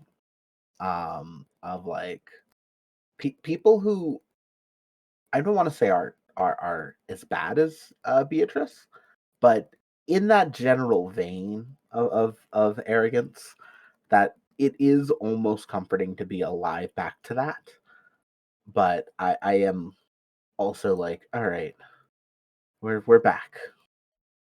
Nancy, your eyes actually, your ears, I think, are what clue you in on this first. You hear like a giggling cohort of people, maybe kind of like off to the side, and your eyes follow next, and you see like a group of like young Parisian socialites, let's say. They're dressed up in this interesting gaudy costume sort of situation. They kind of look like birds of paradise. Like one of them is dressed up kind of like a peacock with like a kind of low cut like blouse. One of them is dressed up like a flamingo. You see familiar looking pink feathers fluttering off of what's supposed to be like a tutu, like an homage to a tutu or a French ballerina. One of them is dressed up like a swan, but a black swan, with like black goth lace and like a tall kind of crested headdress, a ponytail rather. Their hair is done up in a tall ponytail to look like a black swan's elegant neck. And as your eyes fall upon them, they're all giggling and they seem to be walking in the same direction. One of them pauses. The girl dressed up as the flamingo. She pauses on and yanks on her companion's arm and looks in your direction, Nancy, as she starts whispering. Oh my god, what is that? Isn't that? Oh my god, hi, excuse me. And this flamingo flutters over to your side, very eager, maybe like a young woman in her 20s or so, with this like very gaudy, loud pink makeup. Oh my god, I'm so sorry. Are you Nancy? Oh yes, I'm glad my reputation has happened to precede me. Yes, it is wonderful meeting you, and you are? Oh my god! My name's Amelie. I'm such a huge fan. I've like gone to like every single one of your like shows in like the past few weeks, but you didn't show up to your last gig. What happened? Oh, I fell sort of ill, unexpectedly. You know how it is. Oh, right. Oh, well, I'm so glad you're back now and you look great. Are these your friends? And her eyes fall on like the blood splattered Juliet in particular, who doesn't have an arm. Yes, we're doing sort of avant-garde piece about sort of life and death. It's something I've been working on in secret for a while, and I'm curious, what do you think about our costumes? I need you to persuade. To be able to fool her into thinking that these are costumes, that you're not actually rotting corpses who are walking. Oh, absolutely. I'll give you a +1 as a base because she is a fan of yours. And I think because you're trying to use your gilded tongue, this is going to be nerve. Beautiful. Requires confidence in yourself. Or calm, I'll let you choose. Oh, I like nerve much better. Okay. Okay, so that is a 7. Okay, so on a 7 to a 9, choose one option below, but she's going to demand something in return for her belief that these are costumes. So just pick one first. An item that I want. I was actually going to ask about her like feathers. Okay. Yeah, why don't you like ask her first and then I'll have her reveal what she wants. Yes, well, this is sort of an art piece we're doing, but I wanted to say I absolutely love your outfit as well. Oh, thank you so much. Wow, the RP, the makeup is very convincing. How did that one hide their arm? But never mind. Yeah, thank you so much. We're dressed up as birds, as you can tell, birds of paradise. For Paula's latest soiree tonight. Oh, I was wondering, because I'm still sort of dressed down like this, would you happen to have an extra set of feathers nearby? I've been meaning to get my costume ready. Of course. Bella! And the swan comes over and pulls out a literal bag full of feathers. And Bella goes, wait, no, swan! That hit me and Quinn at the same time like a bullet train. Even I said Bella Swan. Even I knew the reference. It's too late. It's too late now. It's too late to apologize. It's too late. It's canon. Bella the Swan comes over and says, I knew I should have prepared these extra. And she holds out the bag, and there's all kinds of feathers and costume elements. Oh, beautiful. And Bella, thank you so much. I greatly appreciate it. You're very welcome. I am a huge fan of yours, like massive. I will have to get in touch and maybe perform a private concert for you both. Oh, that would be amazing. Can we get an autograph, actually? Here. Oh, absolutely. She pulled out a pen that is, interestingly enough, you see on the edge of the pen, it just says Nightshade on it. And there's like a picture, a little like insignia, a little logo of a nightshade flower at the end of the pen. And she hands it to you. Right here. And she pulls out her shirt to reveal like the top of her torso. I take like a second to note the pen, and then I do so. Wow, I'm not gonna like shower for weeks, like for literal weeks after I this. mean, you could Oh my god, maybe yes, just can get you? that tattooed. Wouldn't that be?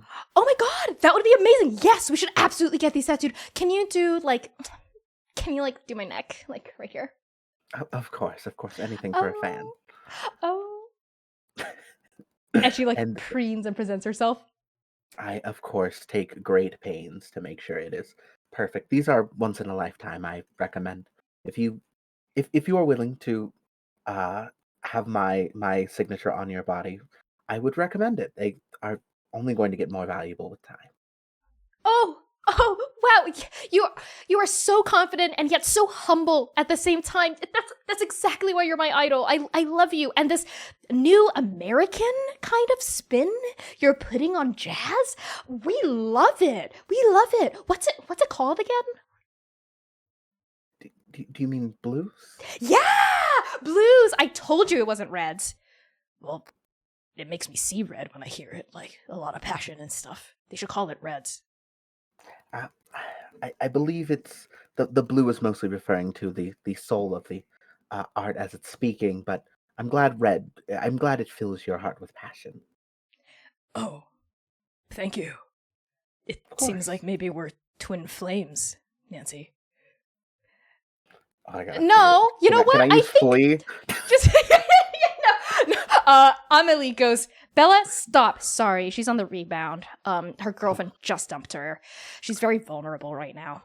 Which is why we want to go to Paula's party to take her mind off of it. And she just got invited to a special little club thing. So, ooh, maybe we'll get initiated tonight or something. I wish nothing but the best. I hope you have a wonderful time. Thank you. I'm hoping I get to see you there. Me too. Us too. All three of us, yeah. And thanks again for the autograph. It has been an absolute honor to meet you. Of course, I am more honored to meet people who are so inspired by my work. Oh my god! Oh my god! Ooh, we inspire you? What? We Of course. inspire Yeah, you? of Oh my course. god! Wow. Well, please use all the feathers that you want, and we're gonna hurry on ahead. We have a couple friends at the party already, but it has been literally so amazing to meet you, Nancy. You're literally my idol. This will not be the first time we meet, I assure you. Until next time. Oh my god, yes! Oh my god, yes! Until next time! Oh my god, I'll catch you at the party! Oh my god, and it's so great to meet the rest of you, like, or whatever. Alright, bye Nancy, love you, bye! And these girls, like, vanish off in the direction of Paula's apartment. I think I just turn almost with a flourish to the group. Well, I think I've made some fans, but also we have a bunch of feathers now, and the pen that I used for those signatures happened to have a little nightshade on it as well. So it seems like it's all the cult is culting. It seems. Cult is cult. All right. You know, like I'm like 80% sure the things going on here aren't real if it's a time loop. Aren't real? Why wouldn't things be real? What? The whole Earth isn't doing a time loop. It's like a special little hell. We're not in hell. This is life. And I take out a cigarette and shoot yourself. I think Juliet wants to use actually one of her undead moves of patch up, which I will roll to see what I can do here. Okay, go for it.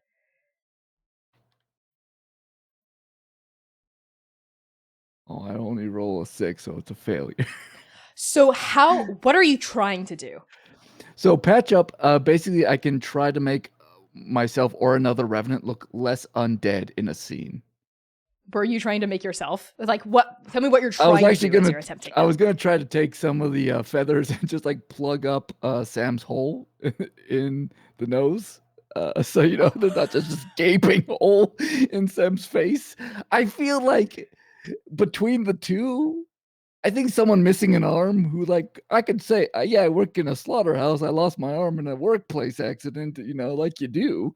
No one cares. It's 1911 Paris. Of course people lose arms, but a nose is gonna make much more questions. So Juliet was gonna just like plug feathers all over the nasal cavity and try to just make that look prettier.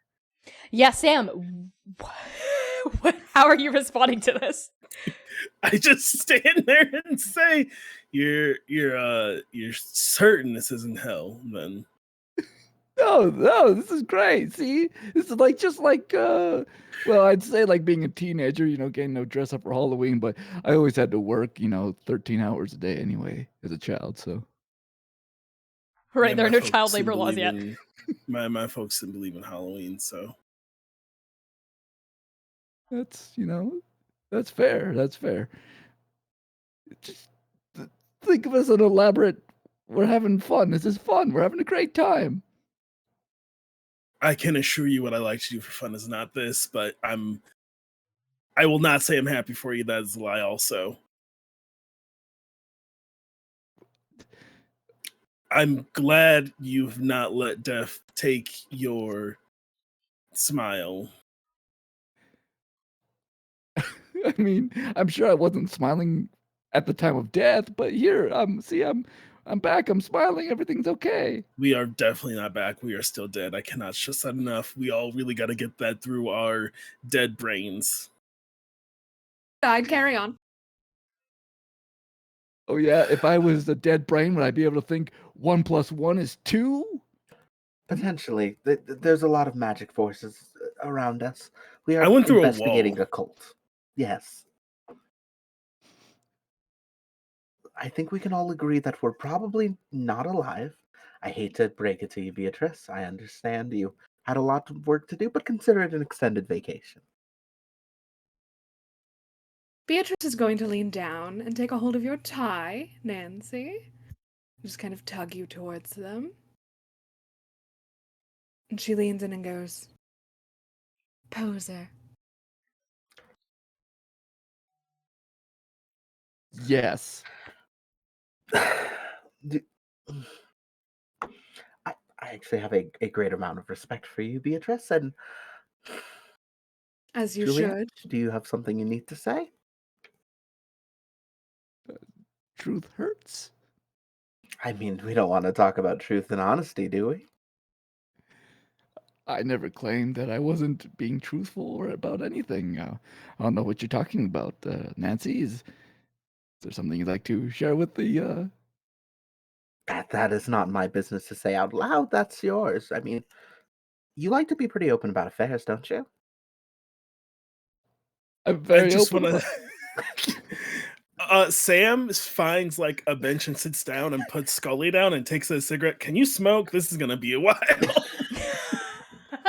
I would love to, but I don't have any lungs.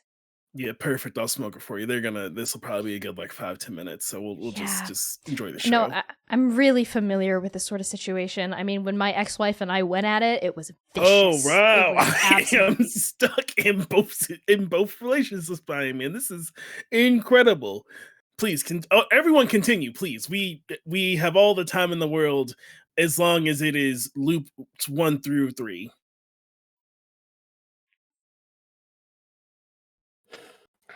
All right, I'll move on for now. We don't have to be at such hostility. Think of it this way: if we get out of this, you can do this for all eternity somewhere away from me. Oh, Sammy, darling, surely you have a little bit of a soft spot for us. Now, you know me well enough to know that I am nowhere near thinking that for anyone in my current accompaniment. Oh, I've seen the way you look at me at my parties and at my gallery showing. I feel like there's the hypercut of me having a blank stare at every Yeah. Yeah, we just see it. Like, we focus on you, but the background changes every time, right? Like the montage and everything everywhere all at once, and your face does not change. You're just staring as, like, we see naked people in the back dancing, and then we see, like, this, like, ritzy arts gala, and then you're at a black tie event in the back here. Do you recall me at any of the events ever? Well, yes, all Are you of them, sure of it's course. thinking of me? I know that you're an absolute doll and a fan. Okay, you really don't like pay attention to anyone but you. Wow. I don't know what you're referring to. And then he will turn back to Nancy and go, and why are you such a prude? I have no idea what you're talking about. Oh, Juliet. really? Juliet can fuck whoever she likes. Exactly. I mean, it's mostly the infidelity of it all. I don't care about the other stuff. Well, obvious. I Well, mean, I have my own affairs. It's understandable. I just don't happen to make sure mine are with people who are married. Look, I can you assure you. Go ahead, Juliet. you can ask Scully. Marriage is not what it's cracked up to be sometimes. Please do not ask Scully. Do not ask. Marriage. What is matrimony when you really think about it? At the end of the day, it's a commitment. It's a promise. It's a bond. A bond that I lost when Maria took my fucking femurs. Oh, You see what y'all did? gods. Yeah, Now I Nancy, gotta see re- what you did. Now I gotta console Scully. This It's is gonna not- be. This is not. It's my not gonna fault. be okay, Scully. Oh, gods. All right. Well, field trip's over. I'm done with this cigarette. We do have literally a time limit before we are stuck in this endless loop hell forever. We don't want to spend an entire loop arguing because I could go for a while. Sammy, darling, are you from Texas? Alrighty. Sam gets up. Am I from where? Texas, I believe it's somewhere in the New World. I can't say I'm quite sure where I'm from at this exact moment with the whole, deaf. It's a rather charming accent. I see what you're doing here. Okay. Can you do that while we are walking? Only if you carry me. Perfect. And I don't pick up Beatrice and I start walking. Beatrice pouts and continues after you.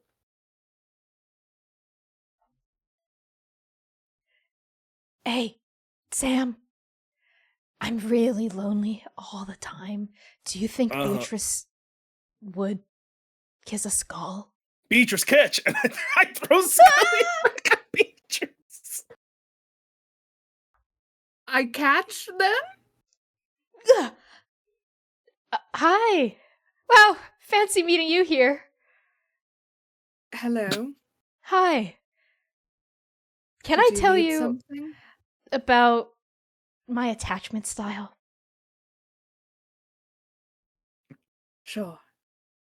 So, I've always thought I was avoidant attachment because, and Scully goes on as like all of you continue to like walk up this boulevard in the direction that the Birds of Paradise women had headed in, and eventually you all catch up to a very long and prolific queue in front of a specific townhouse. Like, based on how many people are waiting outside of it, it almost seems like a club, even though this is a residential area. And there is a bouncer, two huge, meaty, burly bouncers at the door, and like a long line of people and a group of people who have been rejected because their costumes haven't been extravagant enough, right? And like the people who haven't been extravagant enough, they look like they're walking down a runway, right? Like whatever requirements to getting in seem to be extremely high. The Birds of Paradise are nowhere to be seen. You don't see any familiar faces in that regard. As the four of you approach this area, what do you do? Do I recognize the big burly bouncers? Yes, you recognize both of them. They are Uh, very familiar to you. I'm making a beeline that way. Okay. As Sam goes off, what about the rest of you? I think I try to see if I can recognize anyone of like renowned to see if I could potentially try to mask into them. Ooh, yes, let me see. I think you do notice someone. Yes. You notice someone very familiar, actually. Oh, no. A woman. A very familiar woman. The same woman whose face and name flashed across your consciousness before you populated into this first loop. You see her she's kind of standing off to the side smoking, and she looks rather wistful as she's looking off. She's a very, austere but soft around the face looking black woman who's maybe in her 40s or so, and she's in this beautiful dress and has this long cigarette holder, you know what I mean, with a long elegant cigarette at the end that she's just smoking. And there's a couple of men who look kind of nervous around her. They look like they want to approach, but they're too scared because she looks so elegant. She's just exuding this wealth and opulence. Are you gonna approach Fanny? I shouldn't, but I will. Okay. And what about the rest of you? Beatrice?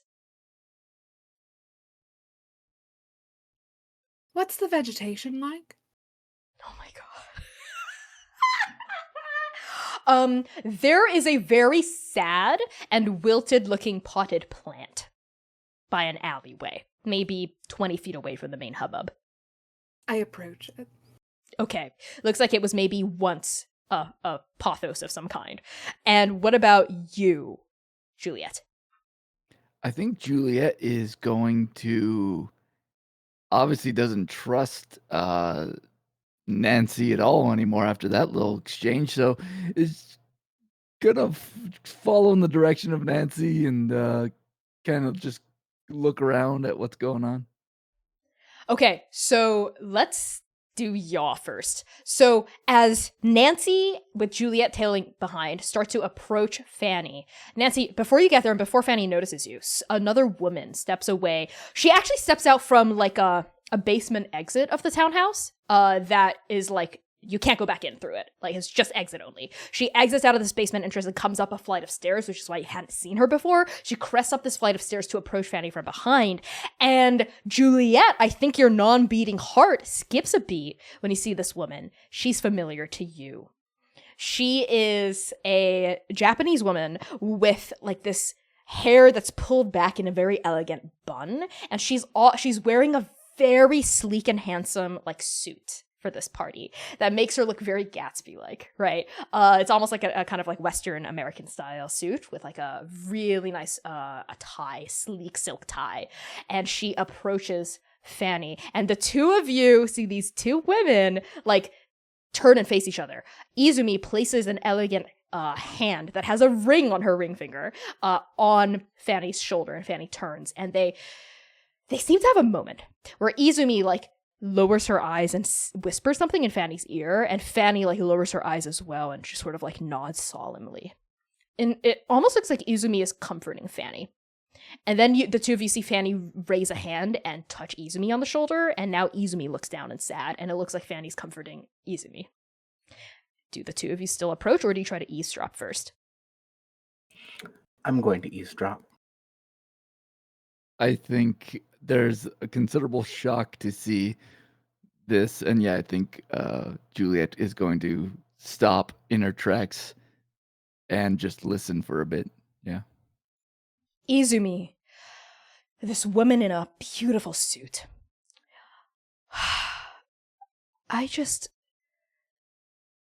Fanny, I don't know where it went wrong. I thought I was hiding it so well from Kazuo, but maybe I'd been a little reckless. I don't know. I liked her so much, and Izumi, I know what you're going through. It's not right what happened, but we have to get to the bottom of this, okay? Whatever happened to her obviously wasn't an accident, and whatever happened to them obviously was not an accident either. They're not the type to rile someone up. They're not the type to rile up an audience so much that they kill her. They do that to them. And now, like, the dynamic shifts. So Izumi is now comforting Fanny. Fanny, I am so sorry about Nancy. I know you've been sitting on the news for all of her fans for 10 days, but it's coming up on a fortnight. You have to let the people know. The mortician, I know you can keep paying her off to keep quiet, but sooner or later, the press will find out, and it's better to have it come out on your terms than anyone else's, right? Right. The news that they're dead. Of course. And there's something there in Fanny's voice that is not just grief, is not just sadness or rage. There's something else, like a secret that she's holding on to. And Izumi pauses and says, and leans in and whispers something that is so quiet that both of you would have to move in, like, closer to be able to hear. Do you try to move in? Yeah. Absolutely. I think for the first time in this entire experience, Juliet is like hunkered right next to Nancy and just like Okay. right in there. Then I need both of you to blend in and use calm.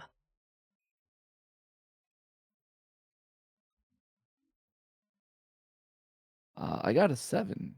Okay, I got a 9. that's great. So both of you get to choose one option under blend in.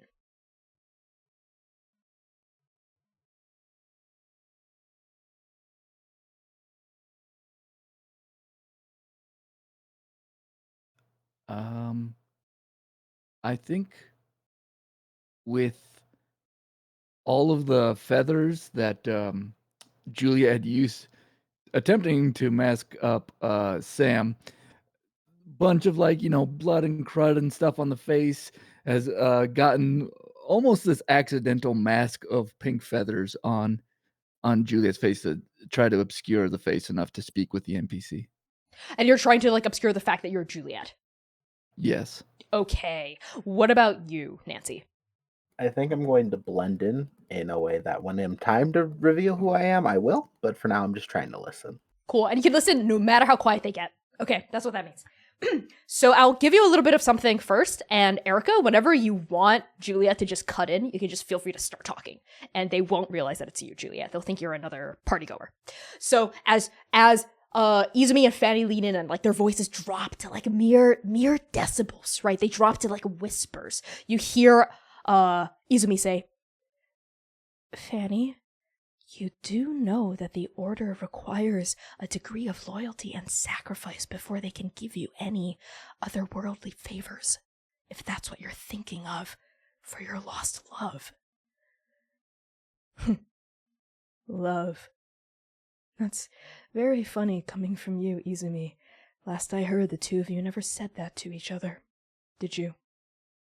Do you have your own machinations for the order? Of course not. I support my husband through and through in his ambitions. It would not be right for me to seize power for myself. Oh, Izumi, you and I both know that dolt husband of yours is nothing compared to your intellect. You're the real reason why his slaughterhouses have proliferated so. I would not be so arrogant as to claim that. Anyway. Would it have hurt to just say I love you just once, maybe? Just once. Maybe just once in the whole time of the relationship? They both whirl around. And Juliet, you're still, like, pretending to not be Juliet, right? As you say this? Yes. Pardon? Hi. Excuse me, we're having a private conversation.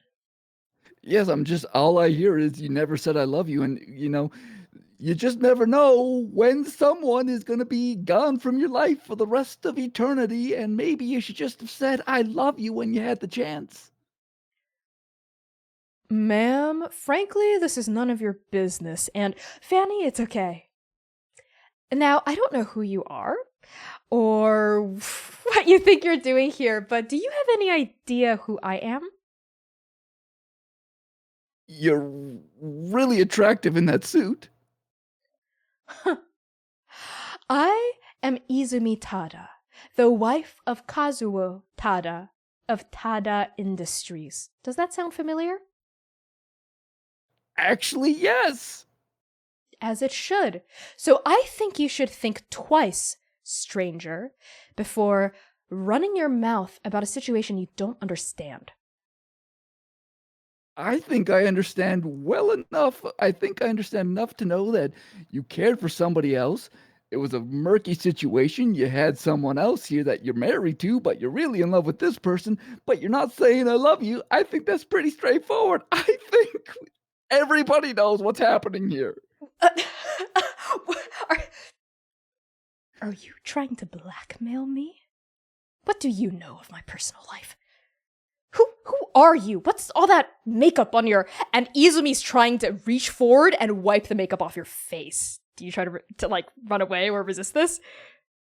I think Juliet tries with her strong arm, which is not there, to like swing the arm away, but like doesn't have. So you just see her body like go like this repeatedly, and like nothing is there to stop it. So yeah, she just is able to like hand right on the face and just like rip off the feathers.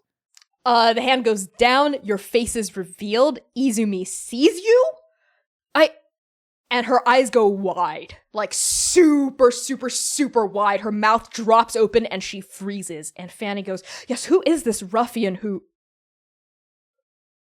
Izumi, is that? Nancy, do you cut in, or are you getting the fuck out of there?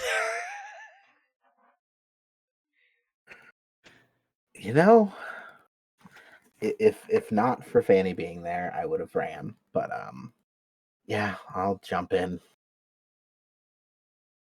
What do you do? What do you say? Hello. It's been a couple of days, has it not? Fanny freezes like a statue, stone ice cold. And then she just turns her head and looks at you, and like her face drains of color, right? Like almost becomes gray under the moonlight as she stares at you. Her eyes go wide, her lips shiver and part.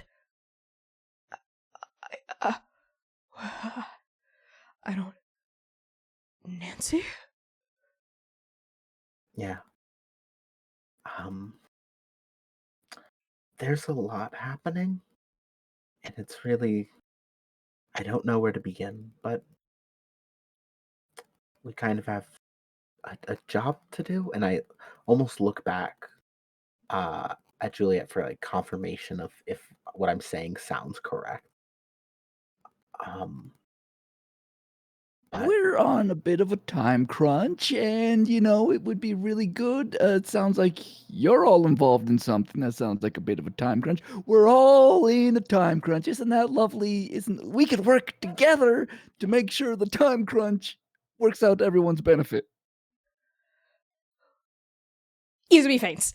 On Izumi collapsing, we cut over to Sam. We cut over to Sam first. Yeah. So Sam, you have approached the bouncers. You're easily able to sort of like muscle and shove your way through the queue without much problem to reach the very front. And you know the two of them by the name of... I'm so sorry. No, there are these like wonderful names that I want to use. These are actual NPCs. Hold on 1 second. I'm so excited to use these. Leon and Leonie. So twins, brother and a sister, Leon and Leonie. They're equally as big and muscular, and they work, of course, for Granny. Hey, I need to see Granny. Leon's eyes bug out of his head, Yeah, and I know. he's Mhm. bald with a huge mustache, and his arms, which are across the front of his chest, like drop. Yeah. Sam? Rumors of my demise, something.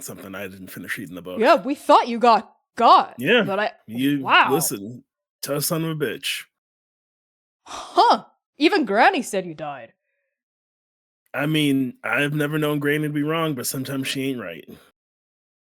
And Leonie says, what'd I tell you? No body, no death, right? I knew you weren't dead. I was always rooting for you. I knew you'd be back. I figured it was just, Granny telling us you were dead just to scare us straight because, you're the best of us. Yeah, well, I gotta talk to Granny about the folks who did try and get me. See if we can get to the bottom of this. Oh, right. Okay. Yeah. I mean, we're pretty low ranking. Granny doesn't really tell us anything. So, sure. Yeah. Okay. Well, you're back. We all thought you were dead, but I guess you're not. Sure. You want in? Yeah, there are people with me. I have no idea where they are, and they are extremely annoying. But Do you trust them? it's less that I trust them, more that they are under investigation, as it were. Keep your I enemies close, see. right? One of them's Yeah. that art person, Beatrice, and that Beatrice. the one that plays the do. Nancy. Yeah. Yeah. We gave someone else our shift the other Tuesday so we could see her at the jazz club, but they no Yeah. called, no showed. Oh, super weird. Well, maybe they'll play tonight. They're both with me. That's exciting. That's exciting. And me, like, I'm only really working this gig so I can pursue my love of art. And Beatrice. Yeah. Wait, you said Beatrice? Yeah. Huh. Well, I guess Paris has been swarming with reports of false deaths. I thought Beatrice died too. Wait, Beatrice is supposed to be dead? Yeah. Like very, very, like head caved in and everything. Who the fuck is with me? You gotta show them to Granny. I bet they're Gotta a show 'em to two-timer. Granny. They're some sort of spy. Whenever, Don't let them know they- you know. No, We'll pretend like we don't know. Yeah. Just Yeah. all cool. I'm gonna Granny We got inside you. somewhere. Yes, she is. She's on the top floor. She should be talking with Perfect. Paula. Perfect. Yeah. I'm gonna head up there. Sounds good. Granny always rubbing shoulders with the hot shots in Paris. Yeah. Much to Wow. my chagrin. We all really thought you died. I mean, Granny did a great job pretending like you died. She was super torn up about it. Yeah, she's been on some sort of we've never seen her like this. Yeah. Yeah, she's been intense these past 10 days. Mega intense. Super good acting from Granny. She's I believe she's the best actor in Paris. Huh. Wow. She really could have made it in Hollywood or in Paris would, in another life. But being a crime boss suits her so much better. Yeah. I'm much to agree. Do one of y'all have a weapon on you by chance? Oh, yeah, we both have guns. Yeah, But they took don't you mine. have your Can piece? They took it. Oh, that sucks. Yeah, I guess because we're friends, sure, you could have my gun. And Cool, Leon thank you so much. hands you his firearm.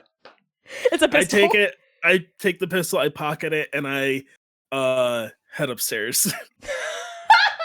Wait, you should describe your friends for us so we can let them through. And do you give a description of your... Yeah. Okay.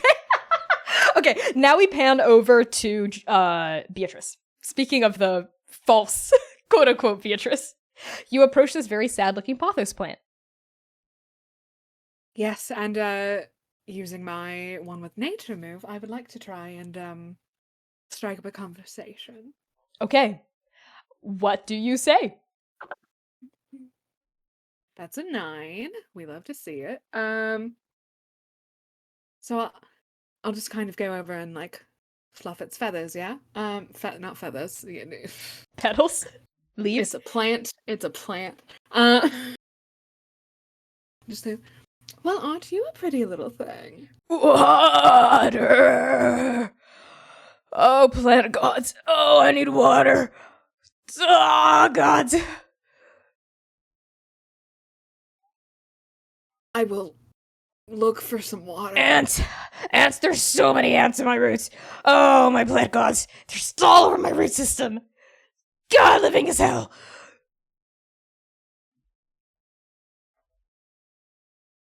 Someone pissed in me. Someone pissed in my soil. You asked for this! You asked for this! You went to a sad time, Papa. You brought a And curse upon expected all of something us. normal. Be a sexy plant. They're a plant in the middle of a Parisian street.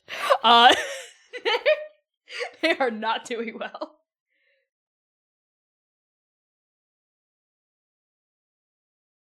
Like, we're Savali gonna will find fuck. water. No, not Savali.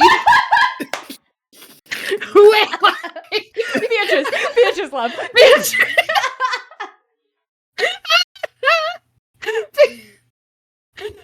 looks for some fucking water. Yeah, okay. There are people out here with just like waters on them. You know, like cups of water, like little things of water. Do you try to like take one from someone? Yes. Hey! Oh, wait, you're Beatrice, right? Yeah, yes, I am, not the other false Sitlali. That person isn't real. I'm an up-and-coming artist. Well, I got rejected from the party, but do you think you could rep me, please? I know I've got something. I'm a really great sculptor, I promise. Possibly call my office on a day that I'm not out partying, darling. Wait, hold on, Bradley. I thought Beatrice died. Beatrice's surname will never die anyway, and takes the other person's water and returns to the plant. Sure. Please. I haven't had anything in 2 weeks. I'm on the verge here. Here you go. Here's something to drink. And well, pour the water. Oh my god, I'm just a little baby Pothos. I can't. Oh. Hi. As soon as you pour water in, like the pothos visibly perks up, like its leaves go up and its stem straightens. Oh, my apologies for my histrionics earlier. I get a little well, je ne sais quoi. How do you say intense when I've been dehydrated? How can I help you? I can relate. Tell me, first tell me, Connie, what does it sound like when plants are talking? The leaves rustle. So I'm making that sound with my mouth? Yes, you are. Excellent. Fantastic. Well, I was wondering if you had seen anyone from a certain cult around. Which one? There are many plant cults that exist in Paris. There's the cult of the pot. Both kinds. There is the cult of the sprouting bee, the cult of the flying pollen. Yes, go on. What other cults do you know? The cult of the wilted root, the cult of the open fern, the cult of the fuzzy bud, the cult of the open sun, the cult of the grasping vine. Oh, that one sounds interesting. And is there any inter-party warfare with these plant cults? Oh, it's deadly, yes. It's bloody and terrible. I try to stay out of it myself. And how are you faring in that? Not very well. There's a reason why I'm a potted plant in the middle of a Parisian street. I was recently kicked out of my owner's companion's apartment, Paula Poiret. Apparently, I just wasn't nightshade material for their one of their ritual chambers.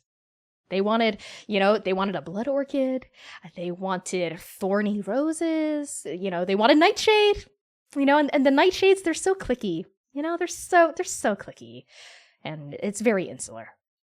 I'm actually looking for the nightshades and Claude Laurent, who runs it. Actually. Oh yes, Claude and Paula are getting very, very close. Yeah.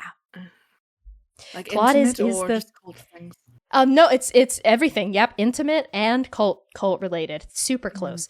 And Claude is the one who told Paula to kick me to the curb, literally, even though I've been her dutiful and loyal pothos since, when she was an up-and-coming fashion designer and, not as big, so.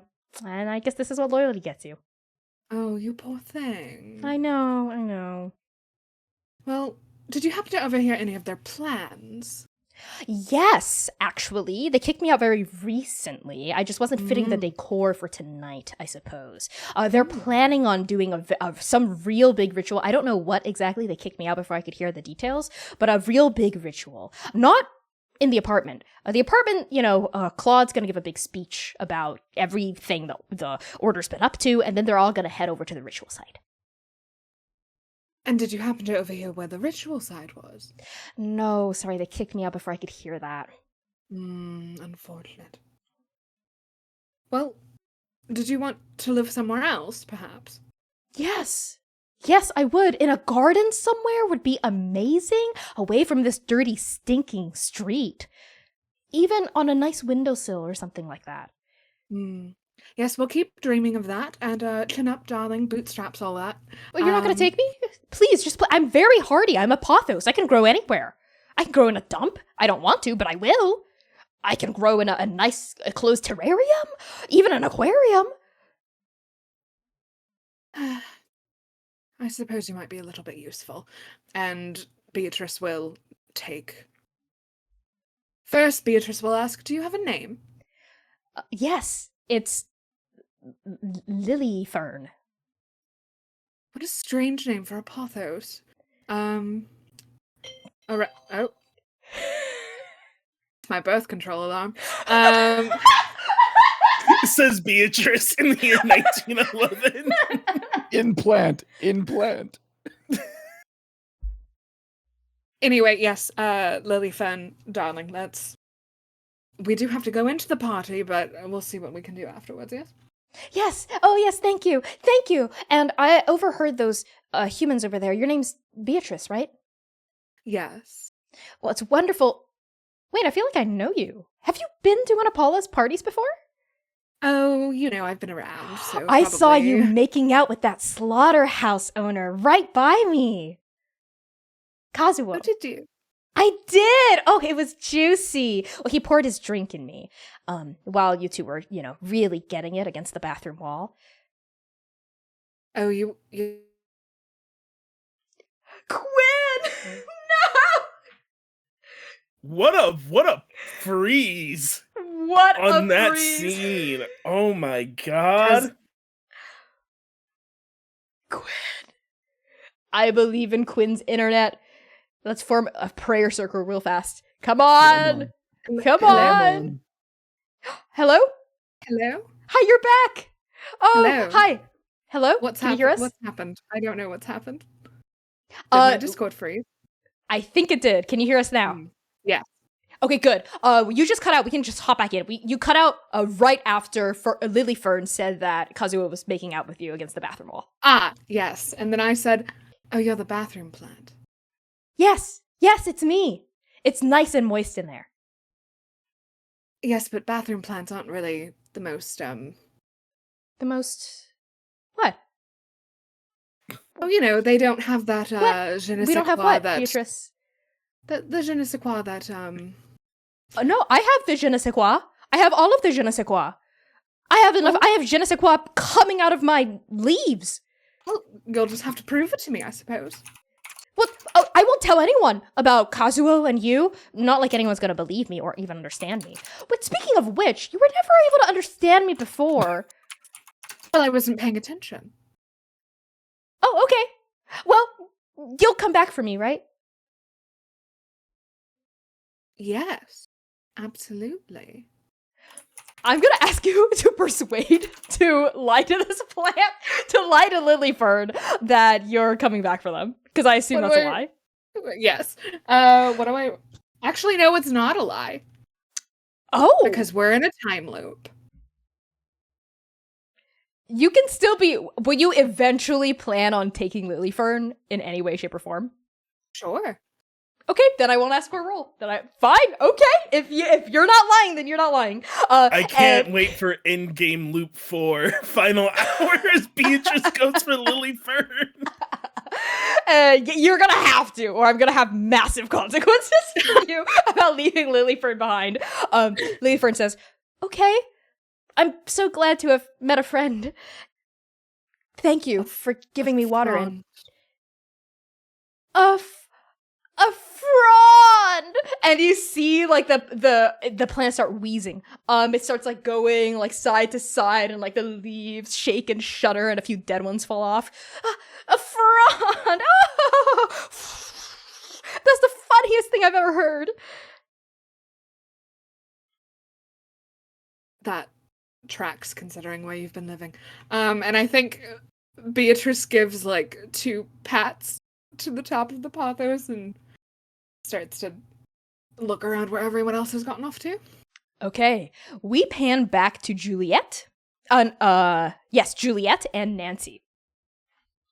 Izumi has fainted. Fanny has caught her. But Fanny looks like she's on the verge of fainting too. What? Who hired you? Who hired both of you to do this? This isn't some sort of cruel prank at your expense, I can assure you of that. Was it Paula? Is this her idea of some It- sick performance art? No, I assure you this is me. Do you remember all the times we used to talk about me eventually writing my own music? 2 years ago, Nancy.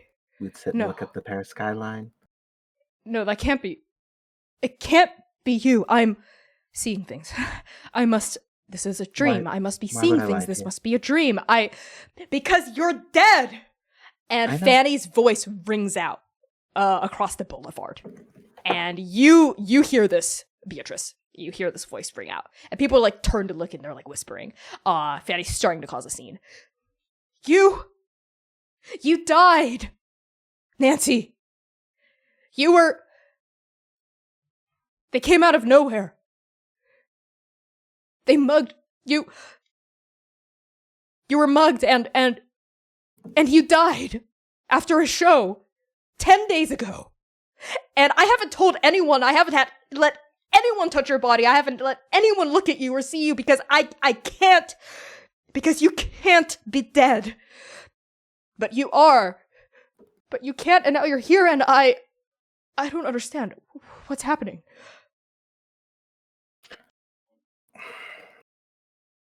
We were given, me and my associate here are sort of caught in a place beyond death.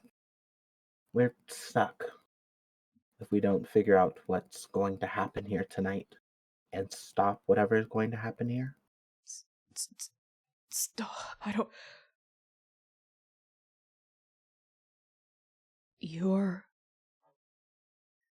Are you a ghost? Close enough. A revenant, more accurately, but A revenant?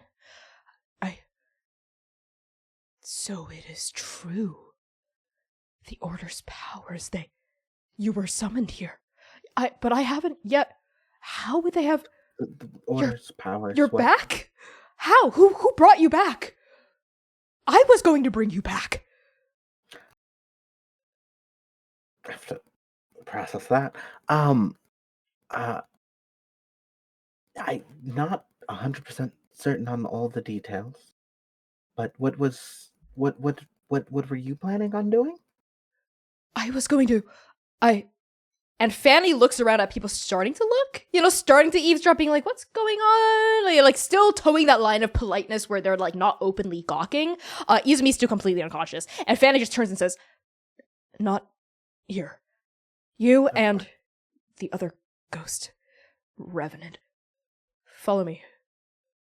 Do you need help with Izumi? She is surprisingly muscular. She's quite heavy, actually. So yes, yes, Nancy, I would appreciate some help. Under the shoulders, like Yes. It seems less suspicious than carrying her like a corpse. Right. Wrong choice of words. Huh. This is a dream. This is a dream. This is a dream. And Fanny puts like one shoulder of Izumi over her and like the other one over you, and also nods in your direction, Juliet, for you to follow if you would like. I think Juliet looks at everyone who's kind of been looking and be like, all right, everybody, this concludes our show. Thank you for coming. We are the Paris Avant-Garde Ghost Theater Revenant Extraordinaire. We will be here probably every day for the rest of your lives. Same time, same place for the rest of all eternity. Have a good night. Enjoy your cults. Yeah, you say that, you wave to the crowd, and you start following everyone else. Why don't you make me a persuade check just to see how successful that is? And I'm going to say, let's see. This is going to be a... Let me just find the stats. Okay, let's say this is a vigor check. Vigor's the one that I'm good in, right? It's enthusiasm and like liveliness. Yes. Excellent. Well, with that, I'm at an 11. Whoa, did you roll that's a 10 plus? Yes. So on a 10 or higher, the target follows your orders and choose one option below, the target being the crowd. Okay. Oh my goodness, where? Oh, this jumping back and forth between moves here. Oh, there it is. So I will choose.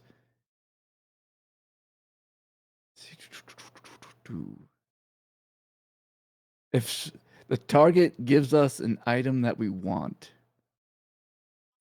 Okay. Do you have an idea for an item, or do you want me to give you one? How about if there is anything valuable for the specific Nightshade cult?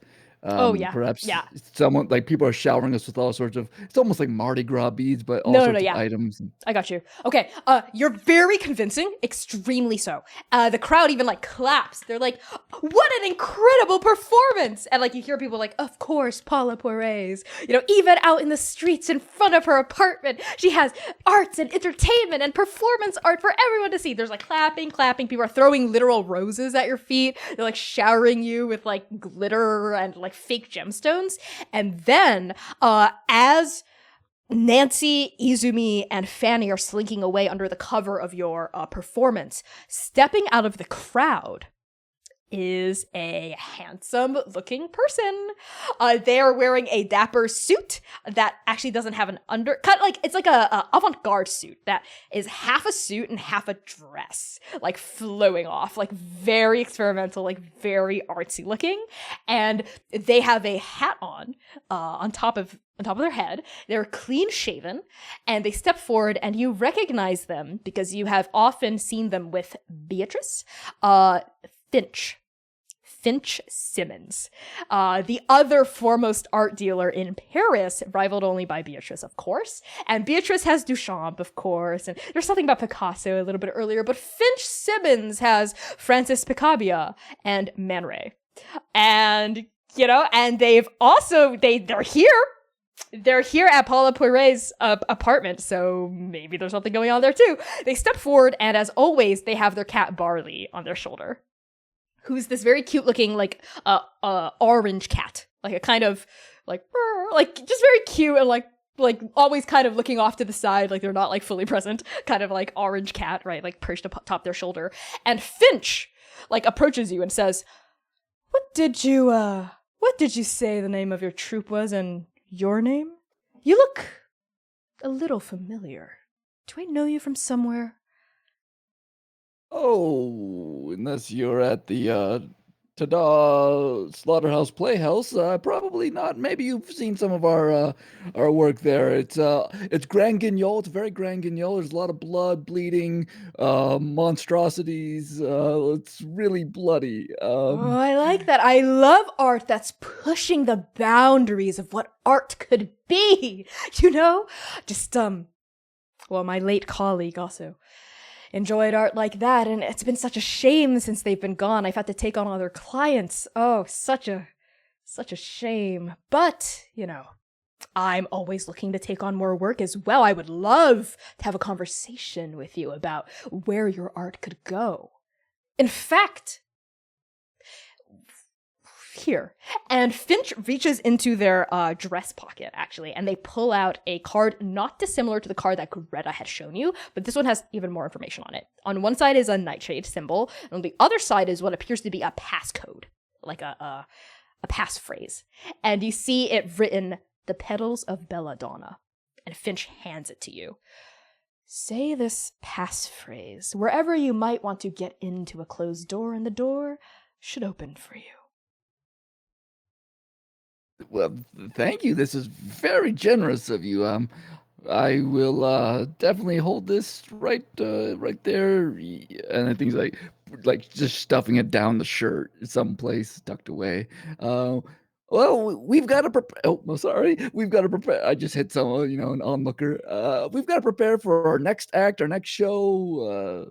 I will see you around sometime soon. We will discuss all the ins and outs of, Parisian street theater performance.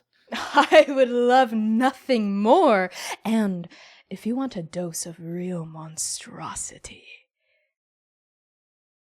come to your Slaughterhouse Row tonight at midnight. Use the passcode to get into a locked door and feast your eyes on what a fruitful partnership with me could bring you. That sounds very convincing. I will see you soon-ish. Wonderful! Then I look forward to repping you in the days and years to come. Isn't that right, Barley? Meow. Who's a good boy? Well, I must get going. I believe my colleague Claude has a speech to make before we see you at... I'm going to do my best to pronounce this in French. Gare Montparnasse? I couldn't have said it any better myself. Well, yes, I am French through and through. It's in my blood. Then I will see you tonight at midnight. It was beautiful to meet you. Likewise. Wow. And Bonsoir. Bonsoir. And Finch and Barley go off, back up into the townhouse. And I think it's at this point that we cut... actually, before we cut to what Sam's doing, Beatrice, you have a choice here. You can follow Juliet and Nancy and their former loved ones, or you can follow Sam inside, into the townhouse. I'll go with Sam. Splitting the party! Yeah! My favorite thing. Okay. Beatrice, you go up the stairs. The bouncers don't give you any trouble. They go, actually, the sister goes, yes, the real Beatrice, we have been told. Oh, yeah, Beatrice, you're the real Beatrice. No reason to think you're not. Go on in. Yes, and then I do. Okay, you go in. And we cut now to Sam, who's indoors. Sam, this is like a Great Gatsby party, okay? The townhouse is like huge on the inside. It's like the fucking TARDIS, right? It's like massive on the inside. There's a chandelier. There's like a staircase going up. There's people making out in all lavish costumes, waiters with hors d'oeuvres, topless people, bottomless people, naked people completely. There's dancers. There's a band, like a live jazz band playing in a corner with like music just pumping and thrumming through this house. Everything is very Art Deco. It's very like the Dadaist as well. There's like tons of different art pieces. There's a wall that just has paint splashed on it and no canvas, but it looks so good and interesting and like pushing the boundaries of what art could be. There's so many people around here as soon as you step in. Where are you headed? I would like to flag down any server carrying like a tray of drinks. Okay, there are so many of them. Are you trying to find one that you recognize? Sure. That sounds easier. Okay, you recognize a kind of scrawny looking teenager that seems familiar to you. They're carrying 2 huge trays of drinks. They're collecting empty glasses in one and have full glasses in the other. I grab him by the scruff. Hey kid, where's Granny? What? Hey, Sam? I thought Yeah. you were dead. I keep getting that. Where's Granny? Granny's on the warpath because you're dead. But you're obviously not dead. Oh yeah. So could you tell me where she is so people stop getting warred on? And She we should can be warn the upstairs. first people. With all the other Thank bigwigs, you. you know? Oh, okay. Thank You're just you. gonna go in there? Oh my god. Wow. Yeah. Okay. I'm gonna need these, and I take like 2 drinks in each hand. Yeah. All right. It's great to see you again, Sam. I'm sorry. We thought you were dead, so I took all your guns. I don't recommend that. You do not seem old enough to use any of them. I do not recommend you use them. Dang it. And you go upstairs toward like the bigwig chamber that this kid, Ricky, had pointed you in. Very French names, right, Connie? Very French names. You go up the stairs toward where Ricky had indicated, and there's like a big, huge double wooden doors that are closed, and there's a massive bouncer in front of it, who again you recognize. This bouncer is called And they have a Bo. good name too. Bo. Bo. This bouncer is called Bo. And she has like this kind of like long blonde hair and this like really well trimmed suit, and she has sunglasses on, like Men in Black, and her like hands are clasped in front of her hip. And even though she has sunglasses on, her eyebrows rise as soon as she sees you, and her like stance almost relaxes in shock a little bit. Mm-hmm. Sam. I hand her one hand of 2 drinks. Bo. Well, I'll be damned. Damned you be. I need to go talk to Granny, obviously. Where's her fucking nose? You know, that's a good question. I think they cook it. Took it. We all You know, thought you and got shot. I do the gotcha. Oh. Yeah, okay, that's you. Wow. Well, Granny has been furious. She has been torn up. She has been, if she thought you were dead, and her intel's never wrong. Listen, like I told him downstairs, never known Granny to be wrong, but sometimes she ain't right. All right. Well, go on in, I suppose. This is I mean, they're in the middle of a meeting, but yeah. I mean, Perfect. yeah, she'd be ecstatic to see you. Go on in. Yeah, It's good to have you back, sounds Sam. good. See you Saturdays still. Oh, yeah, totally. You still owe me $1,000. Listen, you and I both know I'm good for it, and if not, I know some ways to make up for it. All right. Yeah, you are good for it. All right, fine. Go on in. And Sam cracks a smile and opens up the door for you. Rumors of my demise, something I didn't read the book, Granny. How am I going to handle this? Let's see. Oh, God. Okay. Okay. Not the clap. You walk in. Mm-hmm. This is a beautiful office. It's a kind of domed office, tons of bookshelves lining the walls with books in them, a big ass table, and there are several people in here who are very popular, very powerful people in Paris. One of them is Granny, who is this older woman who is at the table, and she's like talking in low tones to the other folks around this table. And there seems to be some sort of like, it's not a map, but it is like occult books are spread all over the table with all kinds of notes and like strange little ingredients and material components and whatnot. Like you see a bunch of like nightshade flowers, you see bulbs of strange looking garlics and onions, you see candles, you see like bloodletting knives, like real occult looking stuff, bones, gems, the whole 9 yards. Granny's talking to someone, and this someone is, let's go in order here. There's Kazuo Tada, who is the slaughterhouse magnate that Beatrice had a tryst with, and who is the husband of Izumi, who Juliet had been having a long-term affair with. Kazuo Tada. He is a Japanese man in a very bespoke looking navy blue suit and a kind of like stubble around his jaw. He looks arrogant but also very handsome. You know, he's like a kind of like rah, like man, like a terrible man, but goddamn he's handsome. And there's also Paula Poiret, who's lounged in an armchair, and she looks bored as hell.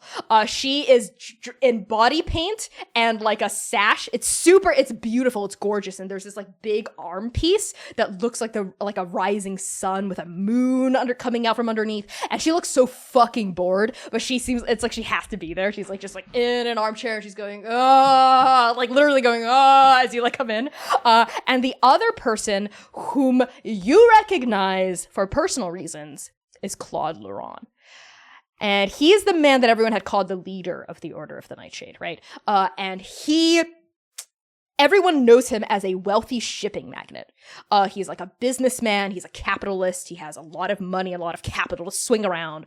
And you know him specifically because a number of years ago, Sam, you punched the shit out of Claude for being kind of a dick to you, for being a rich dick to you when you were still a freelancing mercenary. And he had pulled strings and got you a life sentence in prison for a kind of petty assault. But Granny had bailed you out of prison. And now Granny's with this guy. Like, Granny rubs shoulders with everyone. And you know Granny knows Claude, but she also, did not necessarily like Claude because of what he did to you. So these three people in the room and Paula. And just as you come in, there's another door in this room that had opened right as you come in, and Finch had also walked in with a barley on their shoulder. And all of them are talking. You come in, you say your thing. Everyone turns. There's a shocked silence. For a beat, there's a shocked silence. Granny says, she staggers away from the table and stares at you. It worked. But I thought, Claude, I thought the ritual was tonight. And Claude's face is bloodless, staring at you. This looks like the man, and you are hit with a memory as soon as you look into Claude's face. And I'm gonna hit you with I'll just tell you. You know what? I'll just tell you. You're hit with a memory. You are walking home. It's pouring rain, from a job. From a job that you've just finished. You're walking home. And then you hear footsteps in the alleyway behind you. Your ears are perked up, but the rain had muffled it just so. And the footsteps are quiet. And then you hear Claude's voice coming out of the alleyway behind you.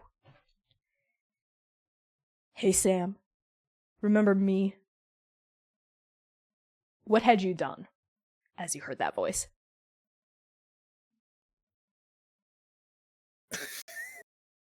I think I stop and slowly turn around. Now, I don't remember the name of every bitch asshole I punch. You gotta be more specific.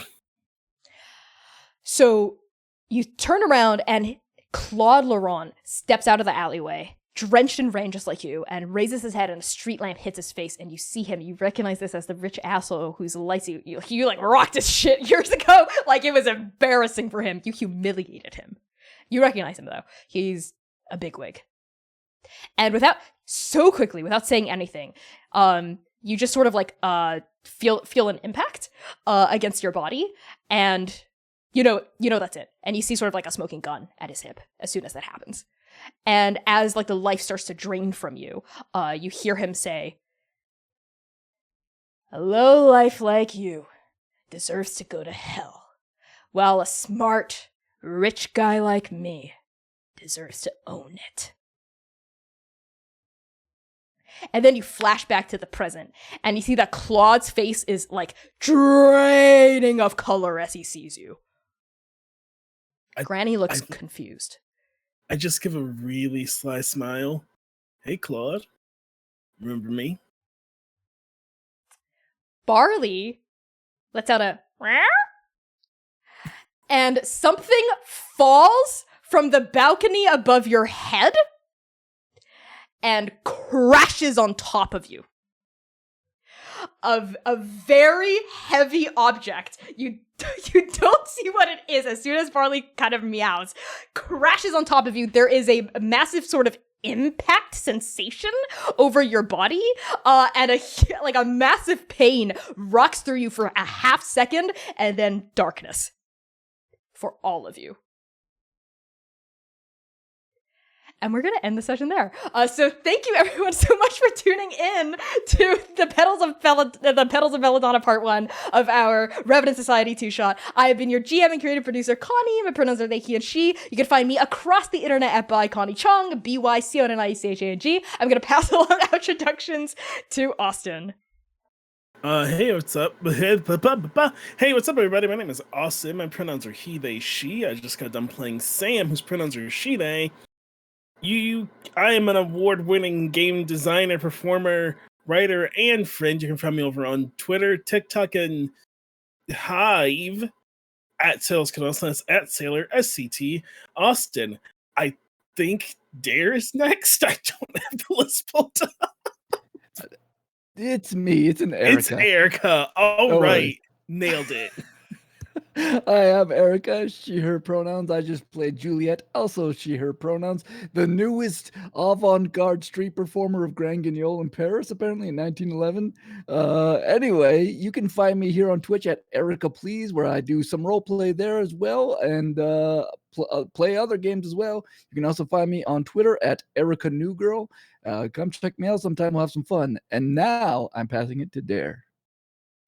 Hi, I'm Dare. This has been a lot in the best way. Oh my gosh. I'm Dare. Pronouns she, they, they. I remembered them this time.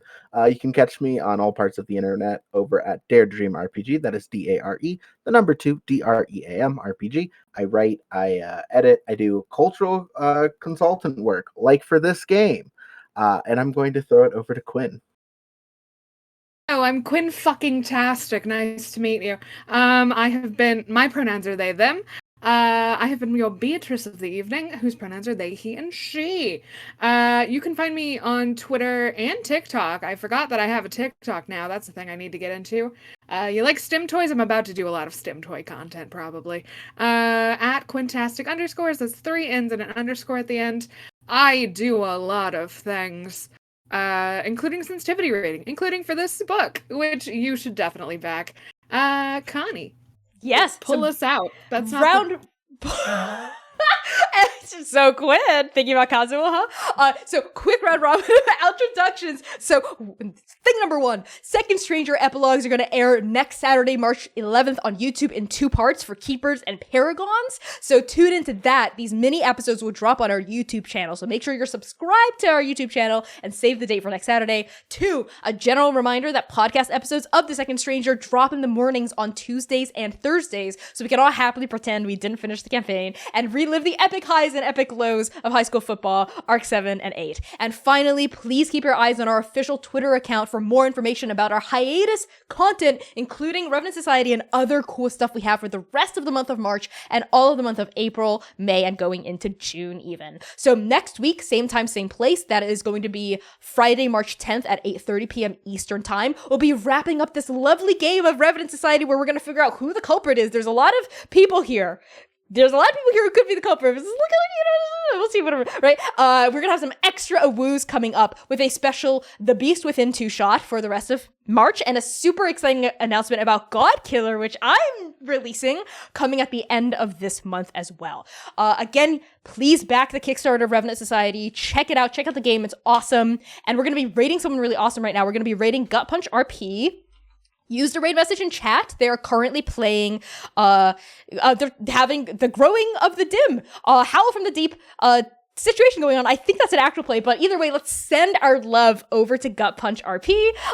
Tell them Translator sent you. Use the raid message in chat. We love you. We will see you next Friday. Spijo, Bijo.